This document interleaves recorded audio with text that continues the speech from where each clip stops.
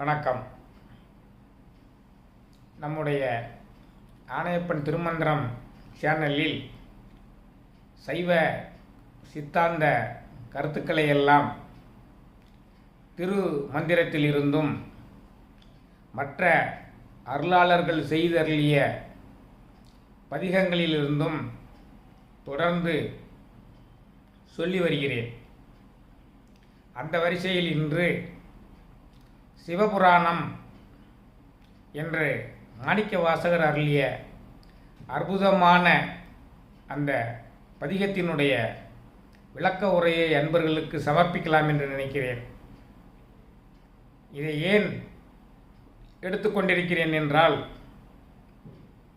இந்த பதிகத்தின் இறுதியில் சொல்லுக பாட்டின் பொருள் உணர்ந்து செல்வர் சிவபுரத்தின் உள்ளார் பல்லோரும் ஏத்த பணிந்து என்று அந்த பெருமானார் சொல்கிறார்.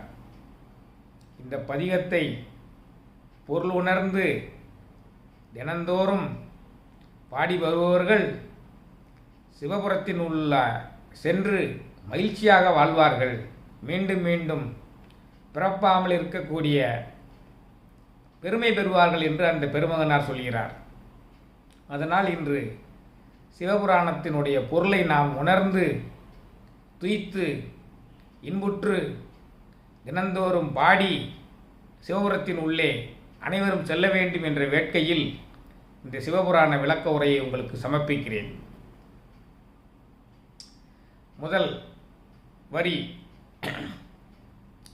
நமசிவாய வாழ்க, நாதன் தாழ்வாழ்க,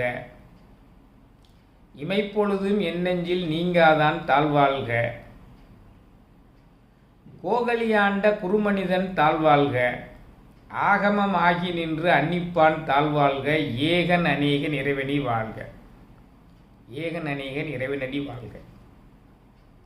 ஒவ்வொரு வார்த்தையுமே முக்கியம். நமசிவாய வாழ்க. நமசிவாய என்பது நமசிவாய என்ற பஞ்சாக்கர மந்திரம் உணர்த்தக்கூடிய அந்த ஆதிசிவன் வாழ்க, ஆதிசிவனுடைய புகழ் வாழ்க என்று அர்த்தம். நமசிவாய என்ற மந்திரத்தினுடைய பொருள் உணர்த்தக்கூடிய அந்த ஆதிசிவனின் புகழ் வாழ்க. நாதன் தாழ்வாழ்க. ஞானங்களையெல்லாம் உங்களுக்கு பறைசாற்றுகின்ற தலைவனாக விளங்குகின்ற அந்த ஆதிசிவனின் தாழ் வாழ்க. ஞானங்களை வழங்குபவர்களுக்கு பெயர்தான் நாதன். ஞானங்களை யாரெல்லாம் சிவனிடமிருந்து கேட்டு பெற்று உலகோர்க்கு வழங்குகிறார்களோ அவர்கள் நாதர்கள் என்று அழைக்கப்படுகிறார்கள். நந்தி அருள் பெற்ற நாதரை நாடினின் நந்திகள் நால்வர் சிவலோக மாமுனி மன்று தொழுத பதஞ்சலி வியாக்கிரமர் என்றிவர் என்னோடு என்மருமாமே என்று திருமந்திரம் சொல்கிறது அல்லவா. சிவனிடமிருந்து ஞானத்தை பெற்றவர்கள் எல்லாம் நாதர்கள் என்று அழைக்கப்படுகிறார்கள். அப்படி சிவனுடைய புகழை பரப்புவர்கள் எல்லாம், சிவனுடைய பெருமையை பேசுபவர்கள் எல்லாம் வாழ்க.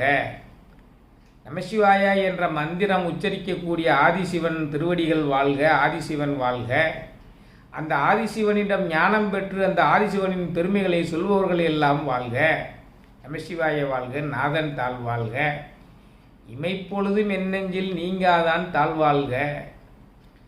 ஒரு நொடி பொழுது கூட, கண்ணிமைக்கும் கால அளவு நேரங்கூட மாணிக்கவாசகனுடைய நெஞ்சை விட்டு அகலாமல் இருக்கின்ற ஆதிசிவன் வாழ்க. கோகலியாண்ட குருமனிதன் தாழ்வாழ்க. சீர்காழி, திருப்பெருந்துறை, சீர்காழி இந்த இடங்களிலெல்லாம் இருந்து அன்பர்களுக்கு அருள்பாலிக்கின்ற அந்த இறைவனடி வாழ்க. ஞான குருவாக நின்று விளங்குகின்ற அவனுடைய தாழ்வாழ்க. அதான் கோகலியாண்ட குருமனிதன் தாழ்வாழ்க. ஆகமம் ஆகி நின்று அன்னிப்பான் தாழ்வாழ்க. அண்ணல் அருளால் அருளும் சிவாகமம் எண்ணில் 20 கோடி 100,000 அண்ணல் அருளன்றி அறிவார்க்கு அன்றி எண்ணில் கோடியும் நீர்மேல் எழுத்தே என்று திருமந்திரம் சொல்கிறது அல்லவா. அந்த 28 ஆகமங்களும் 28,000 கோடி பாடல்களை உடையன. அந்த பாடல்களினுடைய மந்திரங்களிலெல்லாம் இருப்பவன் அந்த ஆதிசிவன். அதான் ஆகமமாகி நின்று அந்த ஆகமங்களை உச்சரிப்பவர்களுடைய உள்ளத்தில் எல்லாம் வாழக்கூடியவனே வாழ்க. ஆகமமாகி நின்று அன்னிப்பான் தாழ்வாழ்க. ஏகன் அநேகன் இறைவடி வாழ்க. ஏகன் என்றால் எங்கும் நிறைந்திருக்கக்கூடியவன். அதான் சிதம்பர தத்துவம். எல்லா இடங்களிலும் எல்லையில்லாது நீக்கமர நிறைந்திருக்கக்கூடியவன், அதான் ஏகன். அநேக உருவங்களில் இருக்கக்கூடியவன், அவனுடைய திருவடிகள் வாழ்க. அதான் நமசிவாய வாழ்க. நாதன் தாழ்வாழ்க. இமைப்பொழுதும் எண்ணெஞ்சில் நீங்காதான் தாழ்வாழ்க. கோகலியாண்ட குருமனிதன் தாழ்வாழ்க. ஆகமமாகி நின்று அன்னிப்பான் தாழ்வாழ்க. ஏகன் அநேகன் இறைவனடி வாழ்க. இது முதல் 5 வரிகளுக்குள்ள விளக்கம். அடுத்த 5 வரிகளுக்குள்ள விளக்கத்தை அடுத்து காண்போம். சிவபுராணத்தினுடைய விளக்க உரையை தொடர்ந்து பார்த்து கொண்டிருக்கிறோம் அல்லவா? அதில் 6வது வரியிலிருந்து உள்ள விளக்கங்களை பார்க்க போகிறோம். வேகம் கெடுத்தாண்ட வேந்தனடி வெல்க. வேகம் கெடுத்தாண்ட வேந்தனடி வெல்க என்றால் என்ன? என்னுடைய மன ஓட்டத்தை எல்லாம் தடுத்து, இந்த மனம் இருக்கிறதே, இந்த ஐம்பொறிகளின் வழியாக ஓடோடி சென்று இன்பத்தை தூய்ப்பதற்கு போராடும். இன்பத்தை நாடி செல்லும் ஐம்பொறிகள் மெய், வாய், கண், மூக்கு, செவி ஆகிய ஐம்பொறிகளின் வழியாக இந்த மனம் சென்று இன்பத்தை நாடி செல்ல விளங்கும். அதை தடுக்கக்கூடிய வலிமை அந்த ஆதிசிவனுக்குத்தான் இருக்கிறது. மாணிக்க வாசகரனுடைய மனதை ஆட்கொண்டு அந்த மனமானது ஐம்பொறிகளின் வழியாக சென்று இன்பத்தை நுகரா வண்ணம் அவர் தடுத்து ஆட்கொண்டார். அதான் வேகம் கெடுத்த ஆண்ட வேந்தனடி வெல்க. வேந்தன் என்றால் இறைவன், தலைவன் என்று பொருள். என்னுடைய மனமானது ஐம்பொறிகளின் வழியாக சென்று இன்பத்தை நாடி நுகராமல் தடுத்து ஆட்கொண்ட தலைவனே நீ வாழ்க. உன்னுடைய அடிகள் வாழ்க. பிறப்பருக்கும் பிஞகண்டன் பெய்கழல்கள் வெல்க. பிறப்பருக்கும் பிஞகண்டன் பெய்கழல்கள் வெல்க.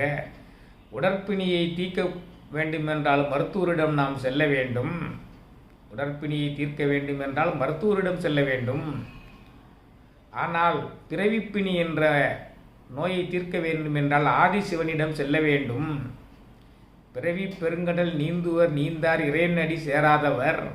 இறைவனடியை சேர்ந்து விட்டால் பிறவி பெருங்கடலை நீந்தி பிறவாத அந்த கரைக்கு போய் சேர்ந்து விடலாம். அப்படி மாணிக்க வாசகரை தடுத்து ஆட்கொண்டி பிறக்காமல் செய்த வல்லமையை உடையவனே, பிறப்பருக்கும் பிஞகண்டன் பெய்கழல்கள் வெல்க.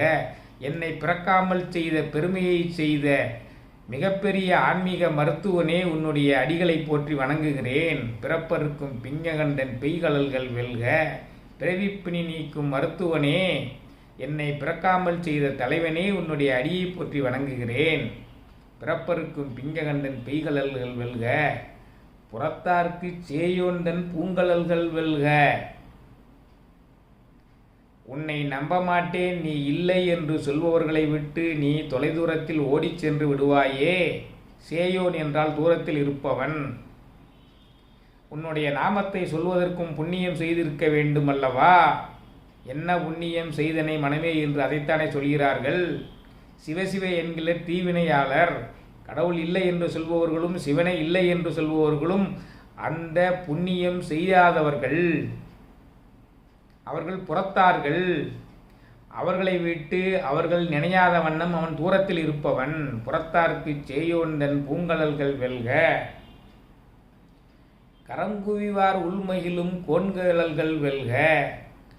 அவனை விருப்பத்தோடு வணங்கி அவனுடைய சந்நிதியில் சென்றோ அவனை உள்ளத்திலே ஞான குருவாக கொண்டோ தினந்தோறும் கரங்கூப்பி வழிபடுபவர்கள்.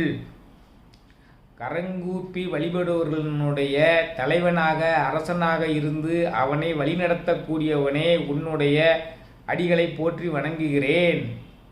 அதான் கரங்குவிவார் உள்மையிலும் கோன்கழல்கள் வெல்க. இறைவனை கைகூப்பி பணிந்து வணங்கி யான் எனது எனும் செருக்கறுத்து அவனுடைய சன்னதியில் நின்று வணங்கியோ அவனுடைய நம்முடைய உள்ளத்திலே ஞான ஒளியாக கண்டு வணங்கினாலோ நம்மளுடைய அகங்காரம் எல்லாத்தையும் விட்டு அகங்காரம் அகங்காரம் அனைத்தையும் விட்டு அவனை வணங்கி நிற்கக்கூடிய சமயத்தில் அவன் ஞான குருவாக வந்து நம்மளை வழிநடத்தி கரைத்தேற்றுவான். அதான் கரங்குய்வார் உள்மையிலும் கோன்கழல்கள் வெல்க, சிறங்குய்வார் ஓங்குவிக்கும் சீரோன் கழல் வெல்க. தலை தாழ்த்தி அவனிடம் நம்முடைய குற்றங்குறைகளையெல்லாம் போக்குமாறு வணங்கினால் சிறங்குய்வார் ஓங்குவிக்கும் சீரோன் கழல் வெல்க.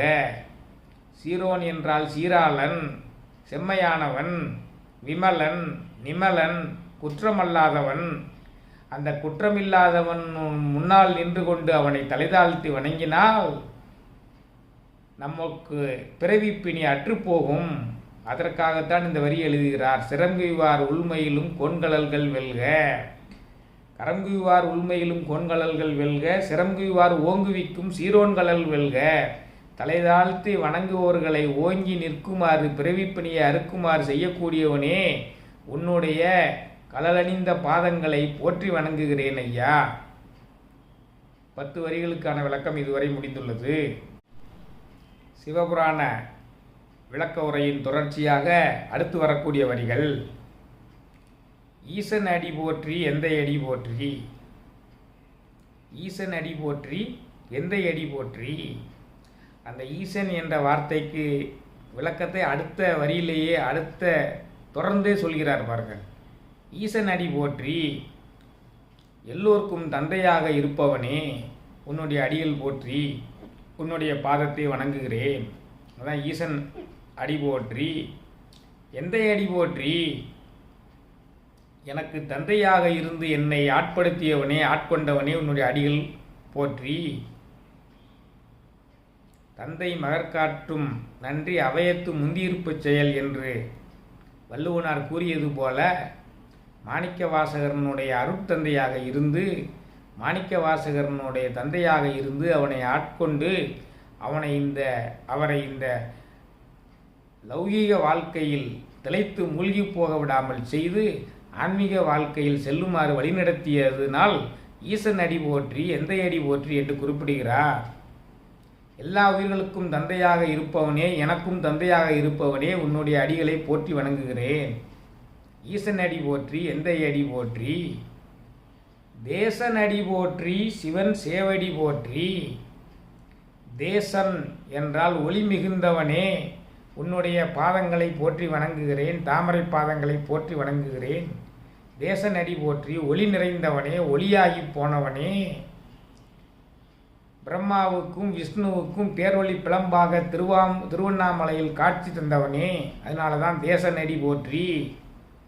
அடிக்கான ஒருத்தரும் முடியைக்கான ஒருத்தரும் தேடி அலைந்த பொழுது யாரும் காண முடியாததால் திருவண்ணாமலையில் அவர்களுக்கு அருட்பெருஞ்சோதியாக பேரொளி பிரம்பாக காட்சி தந்த அந்த தேசன் அவனுடைய அடிகளை போற்றி வணங்குகிறேன். தேசன் அடி போற்றி. சிவன் சேவடி போற்றி. சேவடி என்றால் செம்மை பிளஸ் அடி என்று பிரிக்க வேண்டும். ஈறுபோதல் என்ற விதிப்படி மை போய் செம் பிளஸ் அடி ஆகிறது. பின் ஆதி நீடல் என்ற விதிப்படி சேவடி என்று ஆயிற்று. அப்போ சேவடி என்றால் செம்மையான அடிகள். செம்மையான அடிகள் என்றால் என்ன? நம்மளை ஆற்றுப்படுத்தக்கூடிய அடிகள். நாம் ஆன்மீகத்தில் முன்னேற வேண்டுமென்றால் முதலில் கடவுளர்களினுடைய பாதத்தில் நம் தலை வைக்க வேண்டும். நம் பாதத்தில் அவர்களுடைய பாதத்தில் நம்முடைய தலையை வைக்க வேண்டும். அவருடைய இறைவனுடைய பாதங்களில் நம்முடைய தலையை வைக்க வேண்டும்.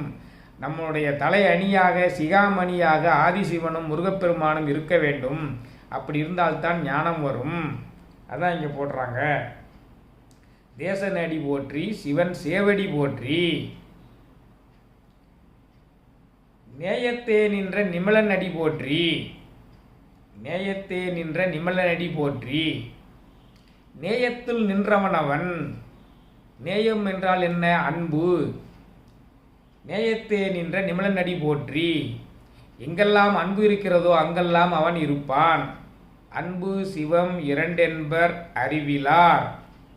அன்பே சிவமாவது யாரும் அறிகிலார். அன்பே சிவமாவது யாரும் அறிந்தபின் அன்பே சிவமாய் அமர்ந்து இருந்தாரே. அன்பே சிவமாய் அமர்ந்திருப்பான். அன்பே சிவமாவது யாரும் அறிந்திருந்தால்தான் அவர்களிடம் அவன் அன்பே சிவமாய் அமர்ந்திருப்பான். நீ அன்பு செய். அதான் நேயத்துள் நின்ற நிமலனடி போற்றி. அன்பினுள் மறைந்திருக்கக்கூடிய குற்றமற்றவனே உன்னுடைய அடிகளை போற்றி வணங்குகிறோம். நாம் உலக உயிரினங்களிடத்திலெல்லாம் அன்பு செய்து கொண்டிருந்தால் அவன் நம் உள்ளத்தில் வந்து இருந்து கொள்வான்.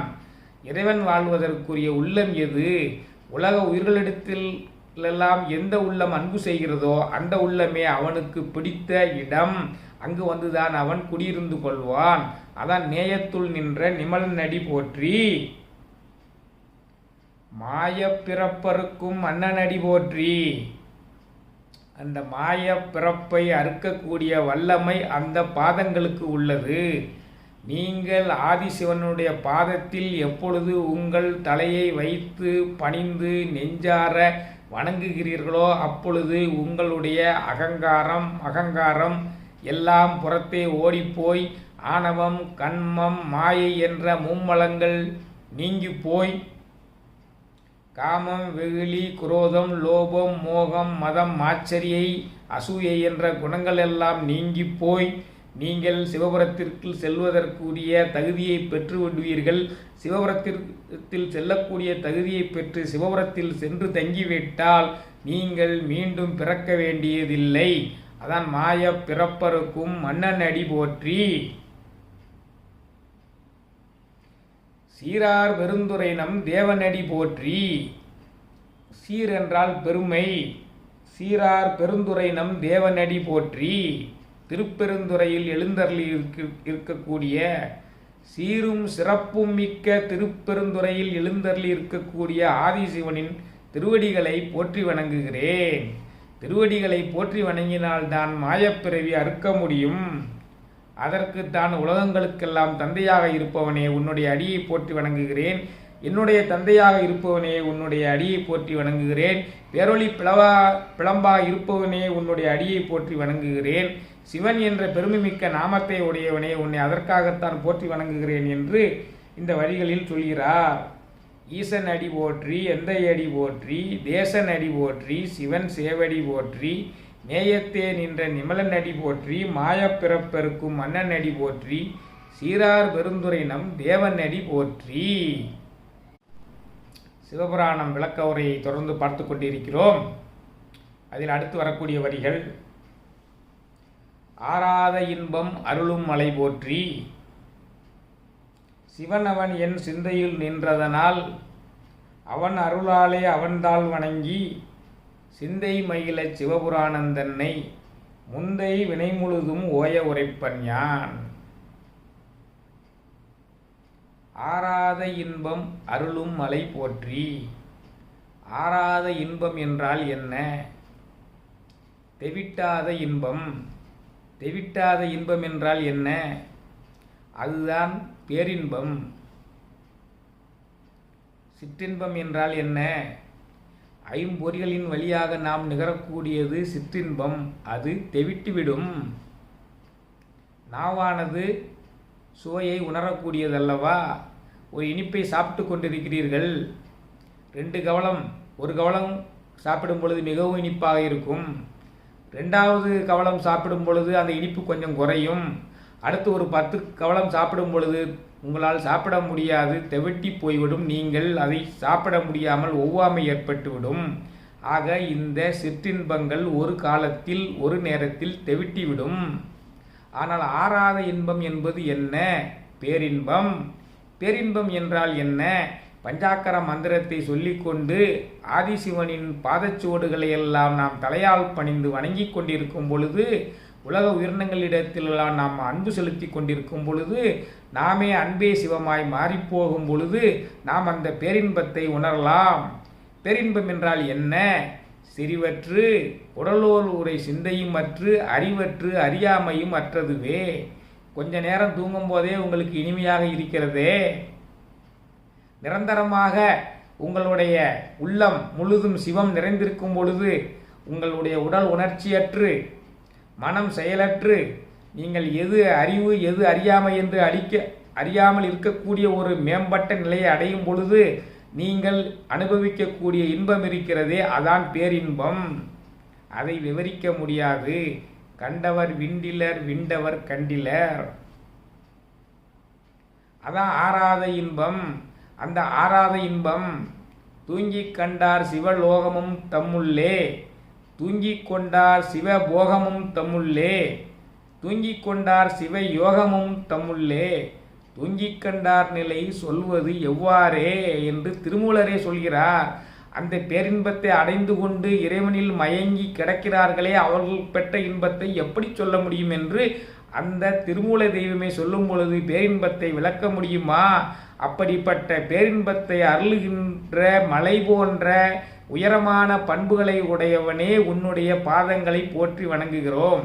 அதான் ஆறாத இன்பம் அருளும் மலை போற்றி. இந்த ஒரு வரியவே இன்னும் மிகவும் சொல்ல தோன்றுகிறது. ஆனால் நேரத்தினுடைய அருமை கருதி சொல்கிறேன். ஆறாத இன்பம் என்றால் தெவிட்டாத இன்பம், அது பேரின்பம் என்பதை நாம் உணர வேண்டும். பேரின்பம் என்றால் என்ன என்பதை அறிய வேண்டும். ஆகா, என்ன அற்புதமான வரி! ஆறாத இன்பம் அருளும் மலை போற்றி.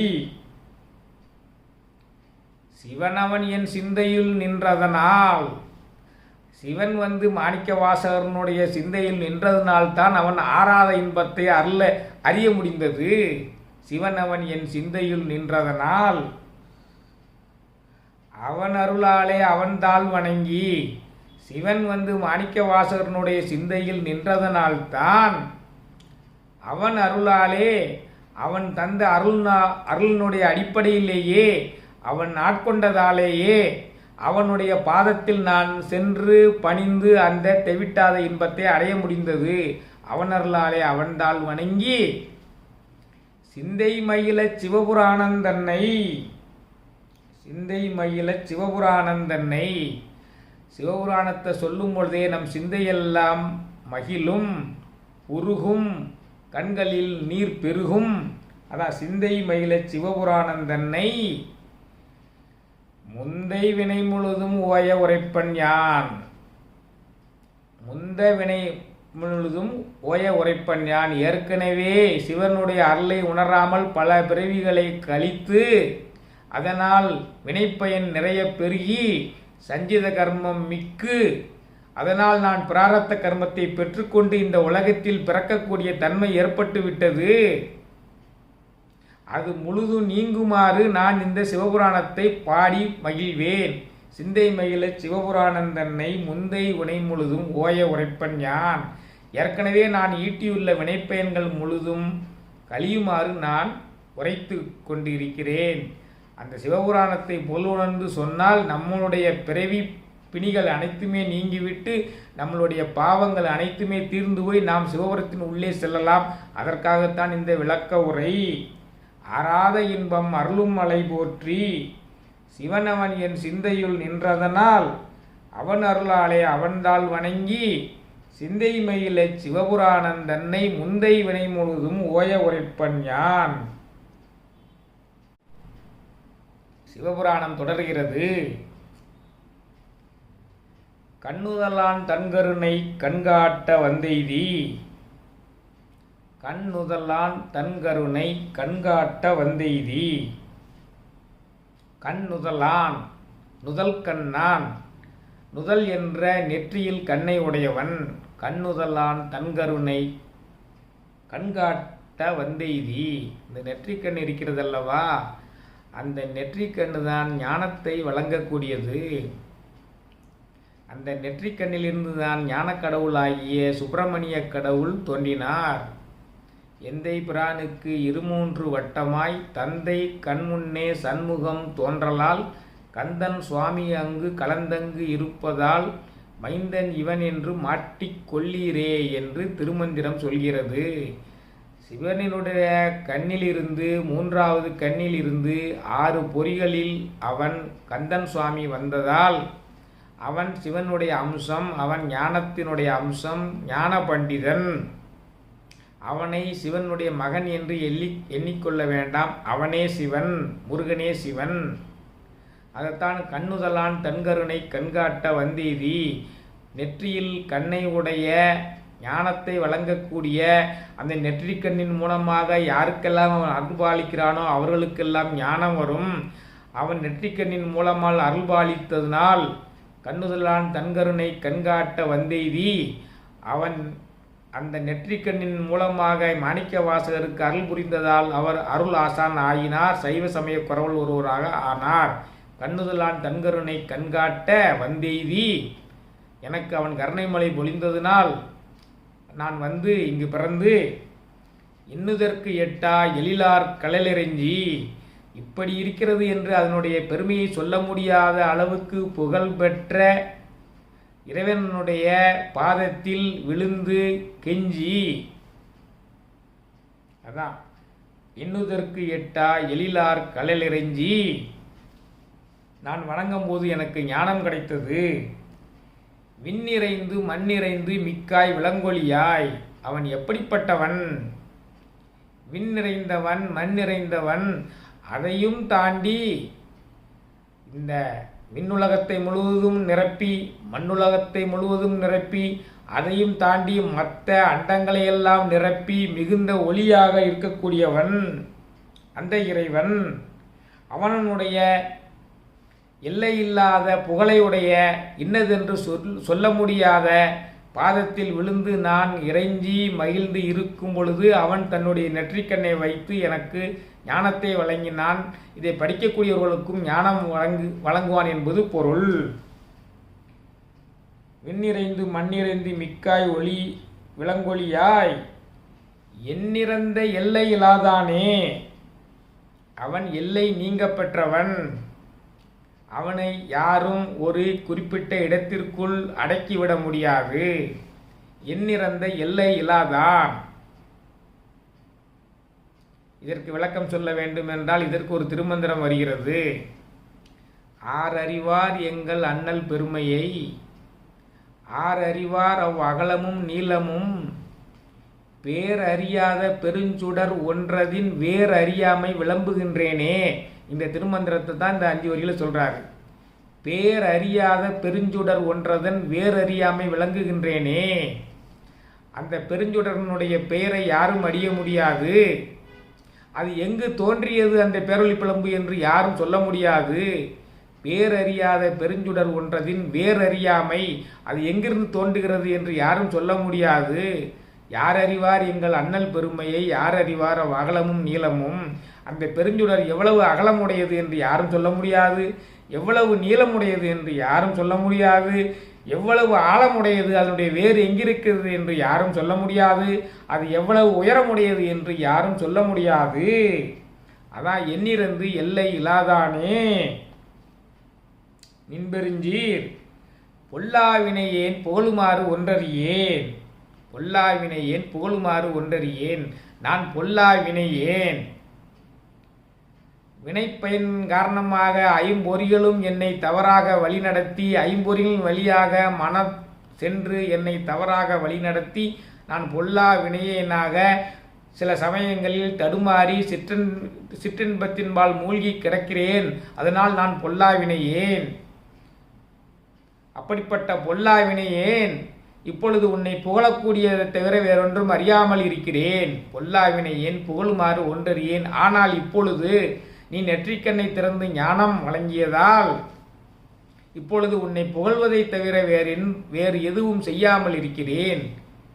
ஆரம்ப காலத்தில் பொல்லா வினையனாக நான் இருந்த காரணத்தினால், என் வினைப்பயன் நீங்காத காரணத்தினால், என் ஐம்பொறிகளின் வழியாக இந்த மனமானது ஓடிச் சென்று இன்பத்தை நுகரிந்து சென்று தவறாத சில செயல்களை எல்லாம் செய்ததினால் நான் பொல்லா வினையனாக இருந்திருக்கிறேன். இப்பொழுது நீ என்னை வேகம் கெடுத்து ஆண்டு என்னை ஆட்கொண்டதால் நான் சிற்றின்பத்தை தவிர சிற்றின்பத்தை விட்டு இந்த பேரின்பத்தை மட்டுமே உணரக்கூடியவராக இருக்கிறேன். உன்னை புகழக்கூடியதை தவிர வேறென்றும் நான் சொல்ல முடியாதவள் இருக்கிறேன். நீ பேரொளி பிளம்பாக இருக்கிறாயே, உன்னுடைய ஆழம் எது, அகலம் எது, உயரம் எது, நீளம் எது என்று என்னால் சொல்ல முடியாது, யாராலும் சொல்ல முடியாது. அதான் இந்த பாட்டு. கண்ணுதலான் தன்கருணை கண்காட்ட வந்தெய்தி நீ ஞானத்தை 3வது கண்ணின் வழியாக காட்டியதனால் கண்ணுதலான் தன்கருணை கண்காட்ட வந்தெய்தி எண்ணுதற்கு எட்டா எழிலார் கடலிறைஞ்சி இன்னதென்று இப்படிப்பட்டதென்று விவரித்து கூற முடியாத புகழையுடைய கடலணிந்த உன்னுடைய திருக்கலர்கள் அணிந்த பாத அடிகளை நான் விழுந்து கெஞ்சியதால், எண்ணிறந்த எல்லை இலாதானே, நீ என்னுடைய வினைப்பயனை எல்லாம் பொல்லா வினையனாக இருந்து என்னுடைய வினைப்பயனை எல்லாம் போக்கி உன்னை புகழ்வதைத் தவிர வேறொன்றும் செய்யாதவனாக என்னை ஆட்கொண்டு விட்டாய். அதான் கண்ணுதலான் தன்கருணை கண்காட்ட வந்தெய்தி எண்ணுதற்கு எட்டா எழிலார் கழலெறிஞ்சி விண்ணிறைந்து மண்ணிறைந்து மிக்காய் ஒழுங்கொழியாய் எண்ணிறந்த எல்லை இலாதானே நின்பெருஞ்சீர் பொல்லாவினை ஏன் புகழுமாறு ஒன்றர் ஏன் உன்னை புகழ்வதைத் தவிர வேறொன்றும் செய்யாத நன்னிலைக்கு நான் சென்று விட்டேன். நாமும் அந்த பஞ்சாக்கர மந்திரத்தை சொல்லி அன்புடையவனாக இருந்தால் நம் உள்ளத்தில் வந்து அவன் சிவன் எழுந்தருள் இருக்கக்கூடிய காலத்தில் நம்மளுடைய முன்வினையெல்லாம் நீங்கி போய் நாமும் இவ்விதமாக இருக்கலாம். பொல்லா வினையேன் புகழுமாறு நாமும் இருக்கலாம். பொல்லா வினையனாகிய நாம் இறைவனை புகழ்வதை தவிர வேறு எந்த காரியமும் செய்யாமல் இருக்கலாம். அப்படிப்பட்ட நன்னிலையை அடையலாம். பொல்லா வினையேன் புகழுமாறு ஒன்றறியே. அடுத்தடுத்த வரிகளில் என்ன சொல்ல வருகிறார் மாணிக்க வாசகர்? புல்லாகி பூடாய் புழுவாய் மரமாகி பல்விருகமாகி பறவையாய் பாம்பாகி கல்லாய் மனிதராய் பேயாய் கணங்களாய் வல்லசுரராகி முனிவராய் தேவராய் செல்லா நின்ற தாவர சங்கமத்துள் எல்லா பிறப்பும் பிறந்தழைத்தேன். எம்பெருமான் மெய்யே உன் பொன்னடிகள் கண்டின்று வீடுற்றேன். இப்பொழுதுதான் மெய்யே உன் பொன்னடிகள் கண்டின்று வீடுற்றேன். எத்தனையோ பிறவி பிறந்தேன், அதிலெல்லாம் உன்னை அறியக்கூடிய வாய்ப்பு எனக்கு கிடைக்கவில்லை. இந்த மானிட பிறவியில்தான் உன்னுடைய பொன்னடிகளை காணக்கூடிய அந்த வாய்ப்பை பெற்றேன். அதான் அரிது அரிது மானிடராய் பிறத்தல் அரிது. மானிடராய் பிறந்த காலையும் கூன் குருடு செவிடு பேடு நீங்கி பிறத்தல் அரிது. கூன் குருடு பேடு நீங்கி பிறந்த காலையும் தானமும் தவமும் தான் செய்தல் அரிது. தானமும் தவமும் தான் செய்த காலை வானவர் வீடு வழிவு தந்திடுமே என்கிறது என்கிறார் அவை பிராட்டி. அரிது அரிது மானிடராய் பிறத்தல் அரிது. ஏன் மானிடராய் பிறத்தல் வேண்டும்? மானிட பிறவி ஒன்றில்தான் நாம் முக்தி அடைய முடியும். மானிட பிறவியில்தான் வினைப்பயனை கழிக்க முடியும். விலங்குகளும் பறவைகளும் வினைப்பயனை கழிக்க முடியாது. அது ஒரு டிரான்சிஷன் பீரியடு மாதிரிதான். பரமாத்மாவிலிருந்து பிறந்த ஜீவாத்மா பரமாத்மாவை அடையக்கூடிய முயற்சியில் நாம் வெற்றி அடைய வேண்டும் என்பது மானிட பிறவியில்தான் சித்திக்கும். மற்ற பிறவிகளெல்லாம் தானாக வாழ்ந்து கொண்டுதான் இருக்கும். அவைகள் பகுத்தறிவு இல்லாததால் சிந்திக்க இயலாததால் இறைவனை பற்றி சிந்திக்க முடியாது. அந்த சிந்திக்க முடியாத அந்த பிறவிகளெல்லாம் பிறந்து இளைத்து போய் கடைசியில் மானிட பிறவியை எனக்கு நீ வழங்கி உன்னுடைய பொன்னடிகளை காணுமாறு செய்து விட்டாய். அதான் புல்லாய் பிறக்க வைத்தாய். பூடாகி தண்டுள்ள தாவரமாய் பிறக்க வைத்தாய். புல்லாகி பூடாகி புழுவாய் மரமாகி புழுவாய் பிறக்க வைத்தாய். மரமாய் பிறக்க வைத்தாய். பல்விருகமாகி பலவிதமான மிருகங்களாய் பிறக்க வைத்தாய். பறவையாய் பிறக்க வைத்தாய். பாம்பாய் பிறக்க வைத்தாய். கல்லாய் மனிதராய் பேயாய் கணங்களாய். கல்லாய் இருந்தேன் பல் நெடுங்காலம். அகலிகை பன்னெடுங்காலம் கல்லாய் இருந்து ராமபிரானின் பாதத்தூள் பட்டதனால் காரிகையாகி போனதல்லவா? அதை போல கல்லாகி கிடப்பதும் வினைப்பயன்தான். அதான் கல்லாய் மனிதராக பிறந்தேன். பேயாய் கணங்களாய் பேயாகவும் பன்னெடுங்காலம் இருக்கக்கூடிய வாய்ப்பினை பெற்று கஷ்டப்பட்டு துன்பப்பட்டு இருந்தேன். பலவிதமான கணங்களாக நான் வாழ்ந்திருந்தேன். அசுரர்களாக வாழ்ந்திருந்தேன். கொடிய தன்மையுடன் அசுரராகி வாழ்ந்திருந்தேன். தேவகணம் மனுஷகணம் அசுரகணம். தேவகுணம் மனுஷகுணம் அசுரகுணம். அசுரகுணம் என்றால் என்ன? அறநெறி தவழ்ந்திருப்பது எல்லாமே அசுரகுணம்தான். அப்படிப்பட்ட அசுரர்களாய் நான் இருந்தேன். முனிவராய் தேவராய் முற்றும் துறந்த முனிவராயும் இருந்தேன். அதன் பின்னர் தேவராகவும் இருந்தேன். தேவர்கள் என்றால் வினைப்பயனை தாண்டியவர்கள். விண்ணுலகார்க்கு இல்லை விதி. வினைப்பயனை வெல்வதற்கு வேதம் முதலாம் அனைத்தாய நூலகத்தும் இல்லை. நினைப்பதென கண் உருவதல்லால் மடநெஞ்சே விண்ணுருவார்க்கில்லை விதி. அந்த வினைப்பயனும் விதியும் தேவலோகத்தில் வாழக்கூடிய தேவர்களுக்கு இல்லை. அப்படிப்பட்ட தேவர்களாகவும் இருந்தேன். தேவர்களாக இருக்கக்கூடிய காலங்களிலும் சிவனை மறந்திருந்தால் மீண்டும் மனிதராக பிறக்க வேண்டிய சூழ்நிலை ஏற்பட்டுவிடும். அதைத்தான் சொல்ல வர்றாரு. ஏற்கனவே ஒரு ரவுண்டு மனுஷராக பிறந்திருக்கிறாரு, பேயாய் பிறந்திருக்கிறாரு, கணங்களாய் பிறந்திருக்கிறாரு, அசுரராய் பிறந்திருக்கிறாரு, முனிவராய் பிறந்திருக்கிறாரு, தேவராயி போயிருந்திருக்கிறாரு. பிறகும் மனிதராக பிறக்க செல்லான் என்ற தாவர சங்கமத்துள் தாவரமாய் பிறந்திருக்கிறார். ஒரு இடத்திலிருந்து மற்றொன்றும் செல்ல இயலாத தாவரமாய் பிறந்திருந்திருக்கிறேன். செல்லான் என்ற இத்தாவர சங்கமத்துள் எல்லா பிறப்பும் பிறந்திழைத்தேன். இப்படிப்பட்ட எல்லா பிறப்புகளையும் நான் பிறந்து இழைத்து போயிருந்தேன். எம்பெருமான் மெய்யே உன் பொன்னடிகள் கண்டின்று வீடுற்றேன். ஆனால் கொஞ்சம் கொஞ்சமாக வினைப்பிறவியெல்லாம் கழிந்ததனால் இந்த மாணிக்கவாசகர் என்ற திருநாமத்துடன் இந்த உலகில் அவதரித்த காலையில்தான் உன்னுடைய பொன்னடிகளை கண்டு தரிசனம் பெற்று பிறவிப்பிணி நீங்கி சிவபுரத்தின் உள்ளே செல்லக்கூடிய வாய்ப்பு எனக்கு கிடைத்தது.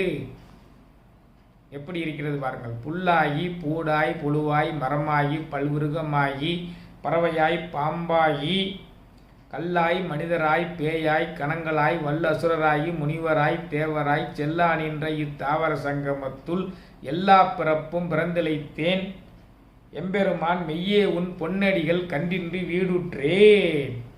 இந்த சமயத்தில் தான் நீ எனக்கு பிறவிப்பிணியை நீங்கக்கூடிய ஒரு வாய்ப்பை கொடுத்திருக்கிறாயப்பா என்று சொல்கிறார் மாணிக்கவாசகர். அடுத்தும் நாம் வரக்கூடிய வரிகளை தொடர்ந்து பார்க்க போகிறோம். சிவபுராணத்தை தொடர்ந்து பார்த்து வருகிறோம். உய்ய என் உள்ளத்துள் ஓங்காரமாய் நின்ற மெய்யா விமலா விடைப்பாகா வேதங்கள் ஐயா என ஓங்கி ஆழ்ந்தகன்ற நுண்ணியனே வெய்யாய் தனியாய் இயமான நாம் விமலா பொய்யாயினையெல்லாம் போயகல வந்தருளி மெய்ஞானமாகி மிளிர்கின்ற மெய்ச்சுடரே. வார்த்தைக்கு வார்த்தை சிவனுடைய பெருமைகளையும் மானிட பிறப்பினுடைய குறைகளையும் அப்படியே மலைக்கும் மடுவுக்குள்ள வித்தியாசம் என்பதை உணர்த்தி இந்த எளியோனையெல்லாம் கடைத்தேற்ற வல்லக்கூடிய வள்ளல் பெருமானாகி இருக்கக்கூடிய இறைவனை என்று இறைவனை நினைந்து நினைந்து அவர் பாடுகிறார். உய்ய என் உள்ளத்துள் ஓங்காரமாய் நின்ற உய்ய நான் பிழைத்து போகுமாறு செய்ய, நான் சிவனுடைய லோகத்தில் செல்லுமாறு செய்ய உய்ய. அதற்கு என்ன செய்தார் சிவபெருமான்?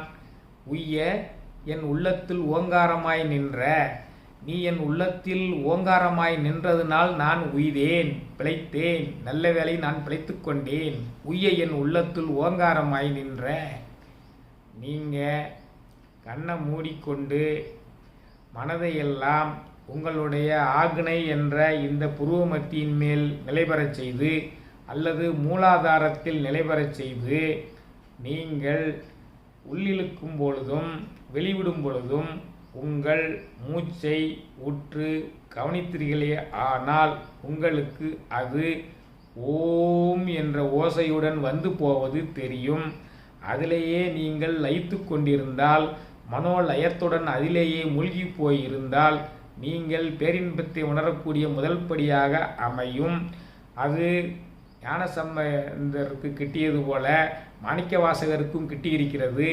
உய்ய என் உள்ளத்துள் ஓங்காரமாய் நின்ற, என் உள்ளத்தில் ஓங்காரமாய் நீ நின்றதுனால் நான் அதை உணர முடிந்தது, பிழைக்க முடிந்தது. நான் உன்னை அறிந்து கொண்டதனால் நீ எப்படிப்பட்டவன் என்பதை உணர்ந்த முடிந்தது. உய்ய என் உள்ளத்துள் ஓங்காரமாய் நின்ற மெய்யா. அந்த ஓங்காரத்தை உணர்ந்ததினால் இறைவன் எப்படிப்பட்டவன் என்பதை உணர்ந்து கொண்டார். உய்ய என் உள்ளத்துள் ஓங்காரமாய் நின்ற மெய்யா, நீதான் மெய்ப்பொருள்.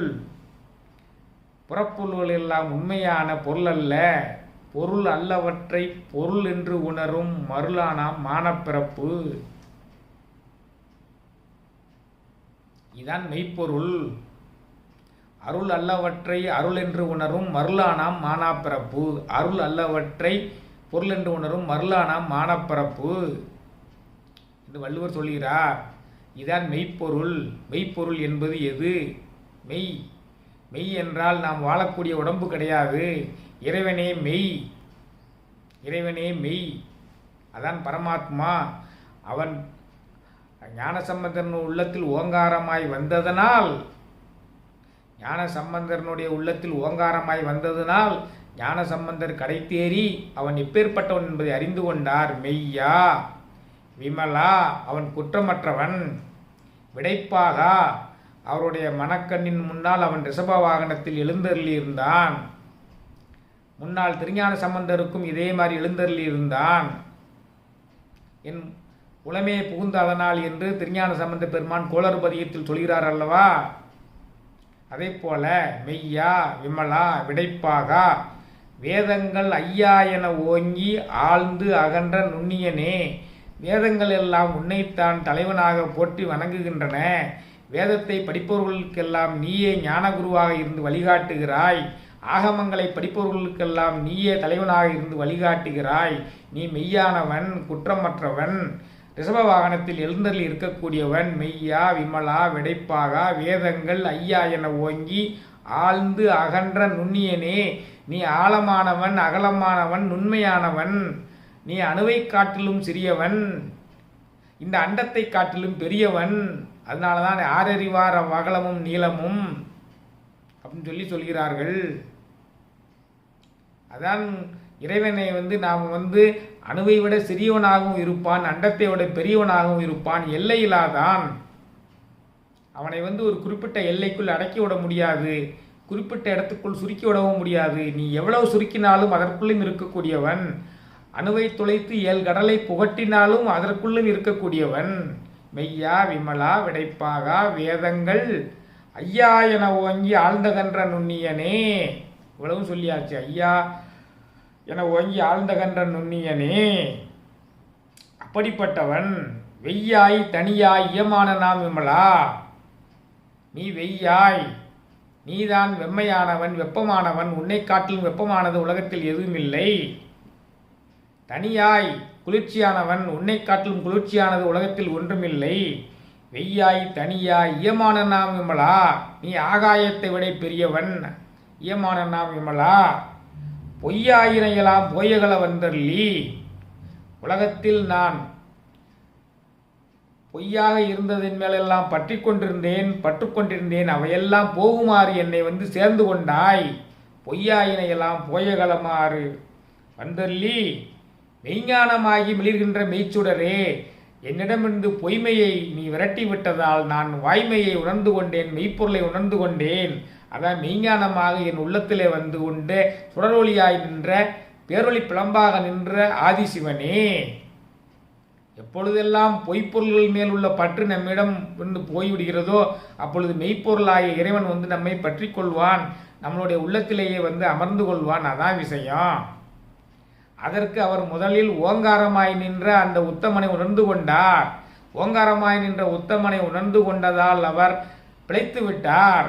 அந்த இறைவனுடைய தன்மையெல்லாம் அவர் புகழ்ந்து கொண்டிருக்கிறார். அந்த இறைவன் மெய்யானவன், குற்றமற்றவன், ரிஷப வாகனத்தின் மேல் எழுந்தருளி இருக்கக்கூடியவன். வேதங்கள் எல்லாம் அவனே தலைவன் என்று போற்றக்கூடியவன். அவன் ஆழமாகவும் நுண்மையாகவும் இருக்கக்கூடியவன்.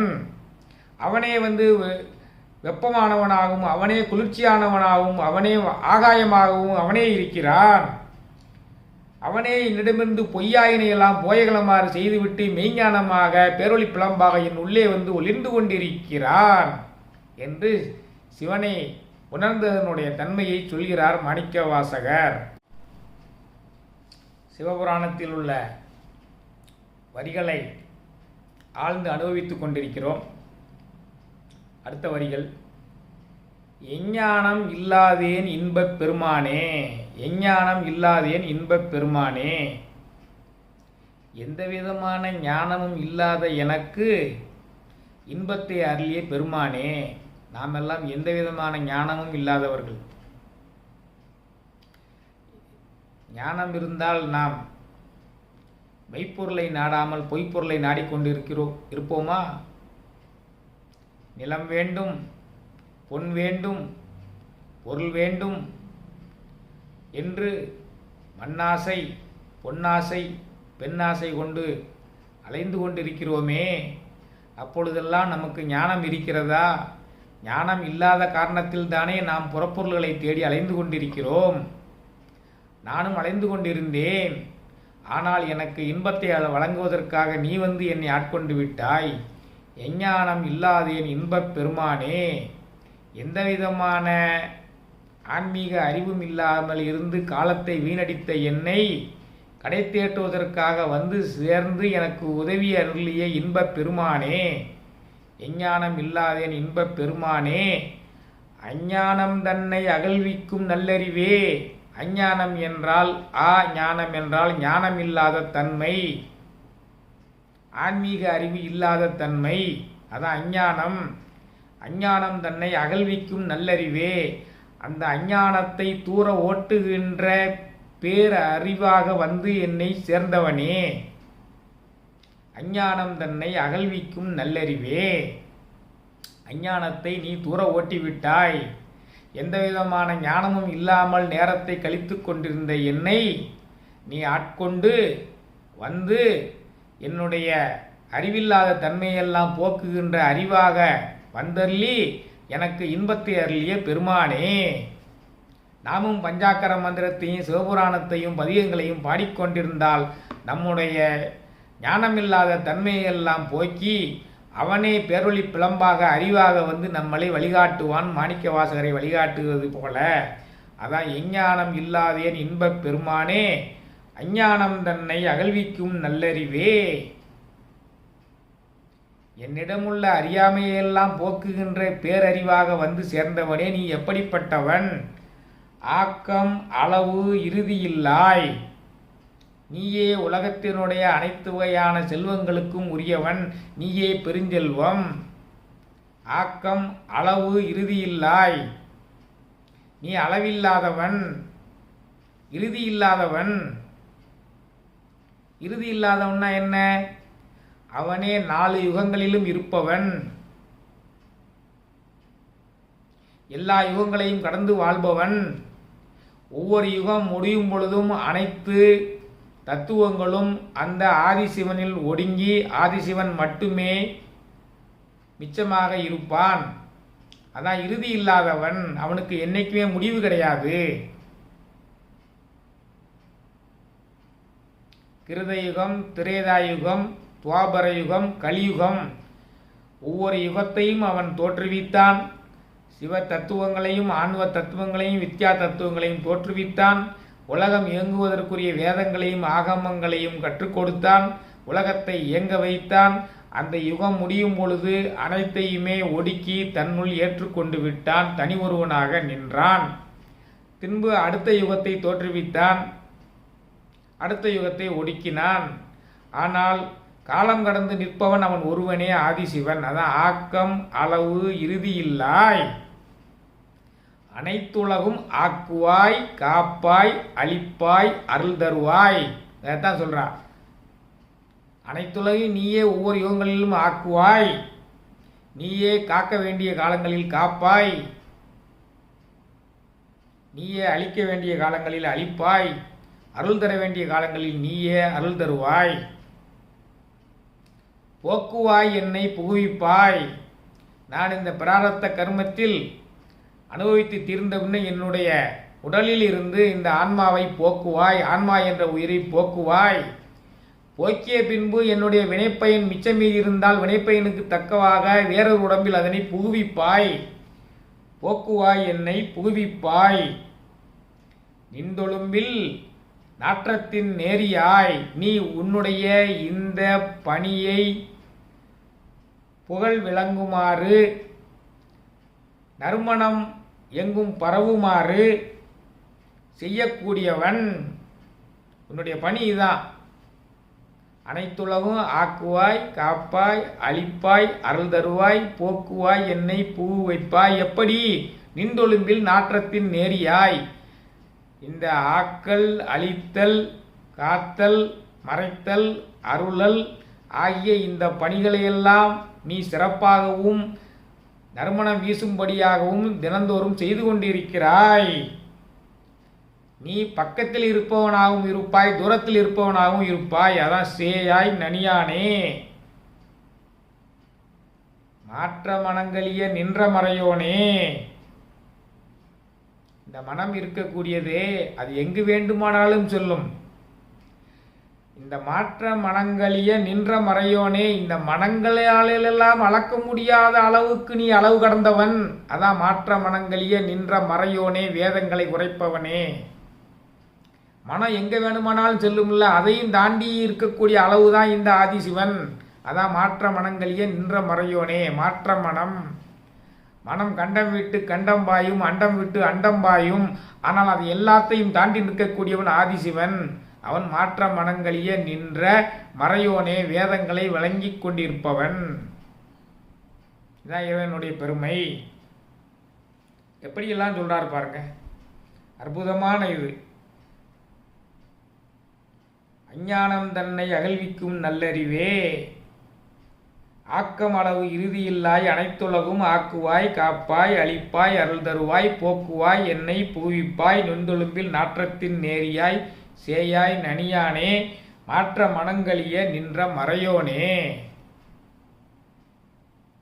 இறைவனுடைய பெருமையெல்லாம் அவர் சொல்லிக்கொண்டே வருகிறார். அறிவே இல்லாத எனக்கு அறிவு தருமாறு நீ சேர்ந்து கொண்டாய். எஞ்ஞானம் இல்லாத இன்பப் பெருமானே, அஞ்ஞானம் தன்னை அகழ்விக்கும் நல்லறிவே. என்னுடைய அறிவில்லாத தன்மையெல்லாம் போக்குகின்ற பேரறிவாக சேர்ந்தாய். நீ உன்னுடைய ஆக்கல், அழித்தல், காத்தல், மறைத்தல், அருளல் ஆகிய தொழிலை மிகவும் நேர்த்தியாக வாசனை வீசுமாறு செய்து கொண்டிருக்கிறாய். நீ மனங்களுக்கு அப்பாற்பட்டவன், மனங்களால் அறிய முடியாத அளவுக்கு உயரமானவன். மாற்ற மனங்களிய நின்ற மறையோனே. சிவபுராணத்தில் அடுத்து வரக்கூடிய வரிகள், கறந்தவாள் கண்ணலோடு நெய் கலந்தால் போல. இறைவனுடைய தன்மையை சொல்ல வரார். கறந்தபால் கண்ணலோடு நெய் கலந்தால் போல. அப்பொழுதுதான் கறந்த தண்ணி கலக்காத பால், அதனோட கரும்ப சாரை ஊற்றி நெய்யை ஊற்றி கறந்தபால் கண்ணலோடு நெய் கலந்தால் போல. அது எவ்வளவு இனிமையாக இருக்குமோ அந்த இனிமையாக கறந்தபால் கண்ணலோடு நெய் கலந்தால் போல சிறந்து அடியார் சிந்தனையுள் தேனூறி நின்று. கறந்தபால் அதே இனிமையானது, அதோட கரும்புச்சாறு அதையோட இனிமையானது, நெய் அதைவிட சுவையானது. அந்த மூணையும் சேர்த்தா கறந்தபால் கண்ணோடு நெய் கலந்தால் போல சிறந்து அடியார் சிந்தனையுள் தேனூறி நின்று. அவனை பற்றி நினைத்து கொண்டிருக்கும் பொழுது அடியார்களுக்கு எந்த விதமான இன்பம் வரும்ங்கிறத இப்படி சொல்றார். இவனை பற்றியே சிந்தித்து கொண்டிருக்கக்கூடிய அடியார்களுடைய சிந்தை எப்படிப்பட்ட இனிமையாக இருக்கும். இறைவனை பற்றி நினைத்து கொண்டிருந்தாய் நம்முடைய சிந்தை எவ்வளவு இனிமையாக இருக்கும். கறந்தவாள், கண்ணல், நெய் இந்த மூணையும் கலந்தால் எவ்வளவு இனிமையும் சுவையும் கிடைக்குமோ அதை போல அவனை நினைத்து கொண்டிருக்கக்கூடிய அடியார்களுடைய உள்ளம் இனிமையாக இருக்கும், சிந்தை இனிமையாக இருக்கும். கறந்தவாள் கண்ணலோடு நெய் கலந்தால் போல சிறந்தடியார் சிந்தனையில் தேனூறி நின்று பிறந்த பிறப்பருக்கும் எங்கள் பெருமான். அப்படிப்பட்ட அடியார்களுடைய உள்ளத்திலேயே அவன் கறந்தவாள் கண்ணோடு நெய் கலந்தால் போல இருந்து கொண்டு இருப்பதனால் பிறந்த பிறப்பு அற்றுப்போய் விடுகிறது.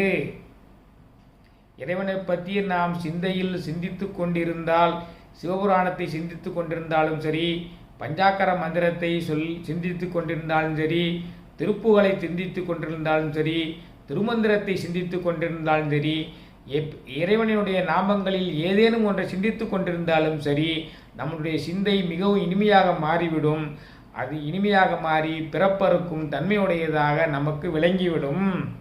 பிறந்த பிறப்பருக்கும் எங்கள் பெருமான் நிறங்கள் ஓர் ஐந்துடையாய். நீ 5 நிறங்களை உடையவன், 5 பண்புகளை உடையவன். தத்புருடம், சத்யாஜாதம், வாமதேவம், அகோரம், ஈசான்யம், என்ற 5 முகங்கள் உடையவன். 5 முகங்களும் 5 நிறம். தற்புருடம் கிழக்கு நோக்கிய முகம் பொன்னிறமானது. சத்யாஜாதம் வெண்ணிறமானது மேற்கு நோக்கிய முகம். வாமதேவம் வடக்கு நோக்கிய முகம் சிவப்பு நிறமானது. அகோரம் தெற்கு நோக்கிய முகம் கருப்பு நிறமானது. ஈசான்யம் மேல் நோக்கிய முகம் பளிங்கு நிறமானது. இந்த 5 முகங்களும் படைத்தல், காத்தல், அழித்தல், மறைத்தல், அருளல் ஆகிய 5 வேலைகளை செய்கின்றன. அதான் நிறங்கள் ஓர் 5 விண்ணோர்கள் ஏத்த மறைந்திருந்தாய். நிறங்கள் 5 உடையவனே, நீ விண்ணோர்கள் ஏத்தும் பரம்பொருளே, நீ மறைந்திருந்தாய். அவர்களே சில காலம் உன்னை காணாதவாறு நீ மறைந்திருந்தாய் அல்லவா? பிரம்மனும் மாலும் காணாமல் நீ மறைந்திருந்தாய் அல்லவா? பின்னர் அவர்களே தங்கள் தவறை உணர்ந்து வேண்டி விரும்பி கேட்டுக்கொள்ளத்தானே நீ பேரொளி பிளம்பாக அவர்களுக்கு காட்சி தந்தாய். தேவர்கள் உங்களை எல்லாம் மறந்து உன்னை மறந்திருக்கும் பொழுது, துன்பம் வரும்பொழுதுதானே உன்னை வந்து சேர்ந்தார்கள். அப்பொழுதெல்லாம் மறைந்திருந்தவர்களுக்கு அருள் புரிந்தாய் அல்லவா?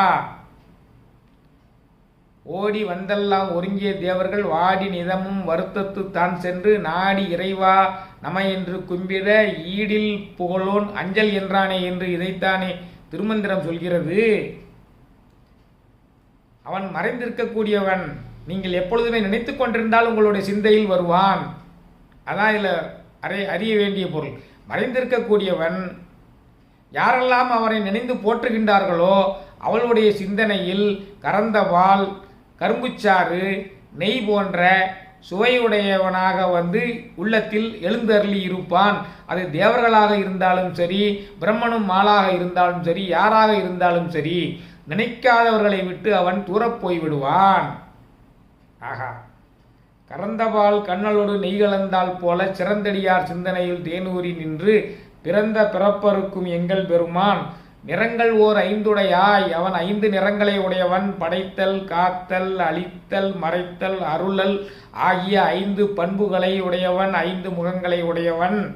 தற்புருடம், சத்யாஜாதம், வாமதேவம், அகோரம், ஈசான்யம் என்ற முகங்களை உடையவன். 5ம் 5 நிறங்கள் 5 விதமான தொழில்களை செய்கின்றன. அதான் நிறங்கள் ஓர் 5 விண்ணோர்கள் ஏத்த மறைந்திருந்தாய். நீ தேவர்களும் பிரம்மனும் ஆளும் உன்னை புகழுமாறு மறைந்திருந்தாய். பின்னர் அவர்களுக்கு காட்சி தந்தாய். அற்புதமான சிவனுடைய தன்மைகள் எல்லாம் சொல்லப்பட்டு கொண்டு வருகின்றன. அடுத்த வரிகளை காண்போம். சிவபுராண வரிகள். எம்பெருமான் வல்வினையேன் தன்னை மறைந்திட மூடிய மாய இருளை வல்வினையேன் கொடுமையான வினைப்பயனை அனுபவித்துக் கொண்டிருக்கக்கூடிய என்னை மறைத்து மூடியிருக்கக்கூடிய அஞ்ஞானம் என்ற இருளை, என்னை ஒரு இருள் கவ்விக்கொண்டுள்ளது. அது வினைப்பயனால் நான் பெற்ற அஞ்ஞானம். அதான் எம்பெருமான் வல்வினையேன் தன்னை மறைந்திட மூடிய மாய இருளை அறம்பாவம் எனும் அருங்கயிற்றால் கட்டி. என்னுடைய வினைப்பதிவு இருக்குது பார்த்தீங்களா? அதை பார்த்தோம் என்று ஆனால் நாம் நன்மையும் செய்திருப்போம், அது நல்ல பதிவு. தீமையும் செய்திருப்போம், அது தீவினை. நல்வினை தீவினை. நல்வினைக்கு ஏற்ற இன்பத்தையும் தீவினைக்கு ஏற்ற துன்பத்தையும் தரக்கூடியவன்.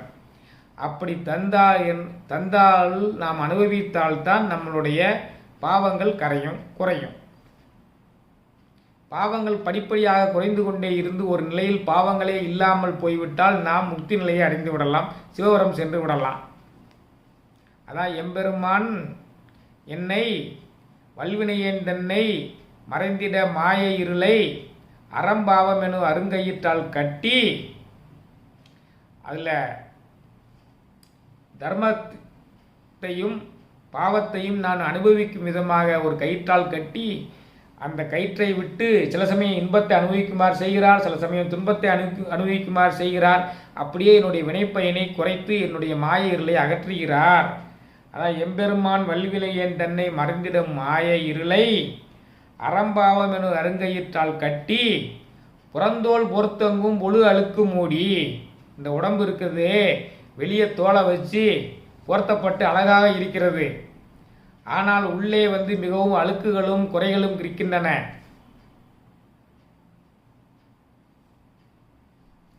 மலஞ்சோறும் 9 வாயிற்குடிலை, இது 9 ஓட்டைகளை உடைய 9 வாசகங்களுடைய ஒரு குடிசை.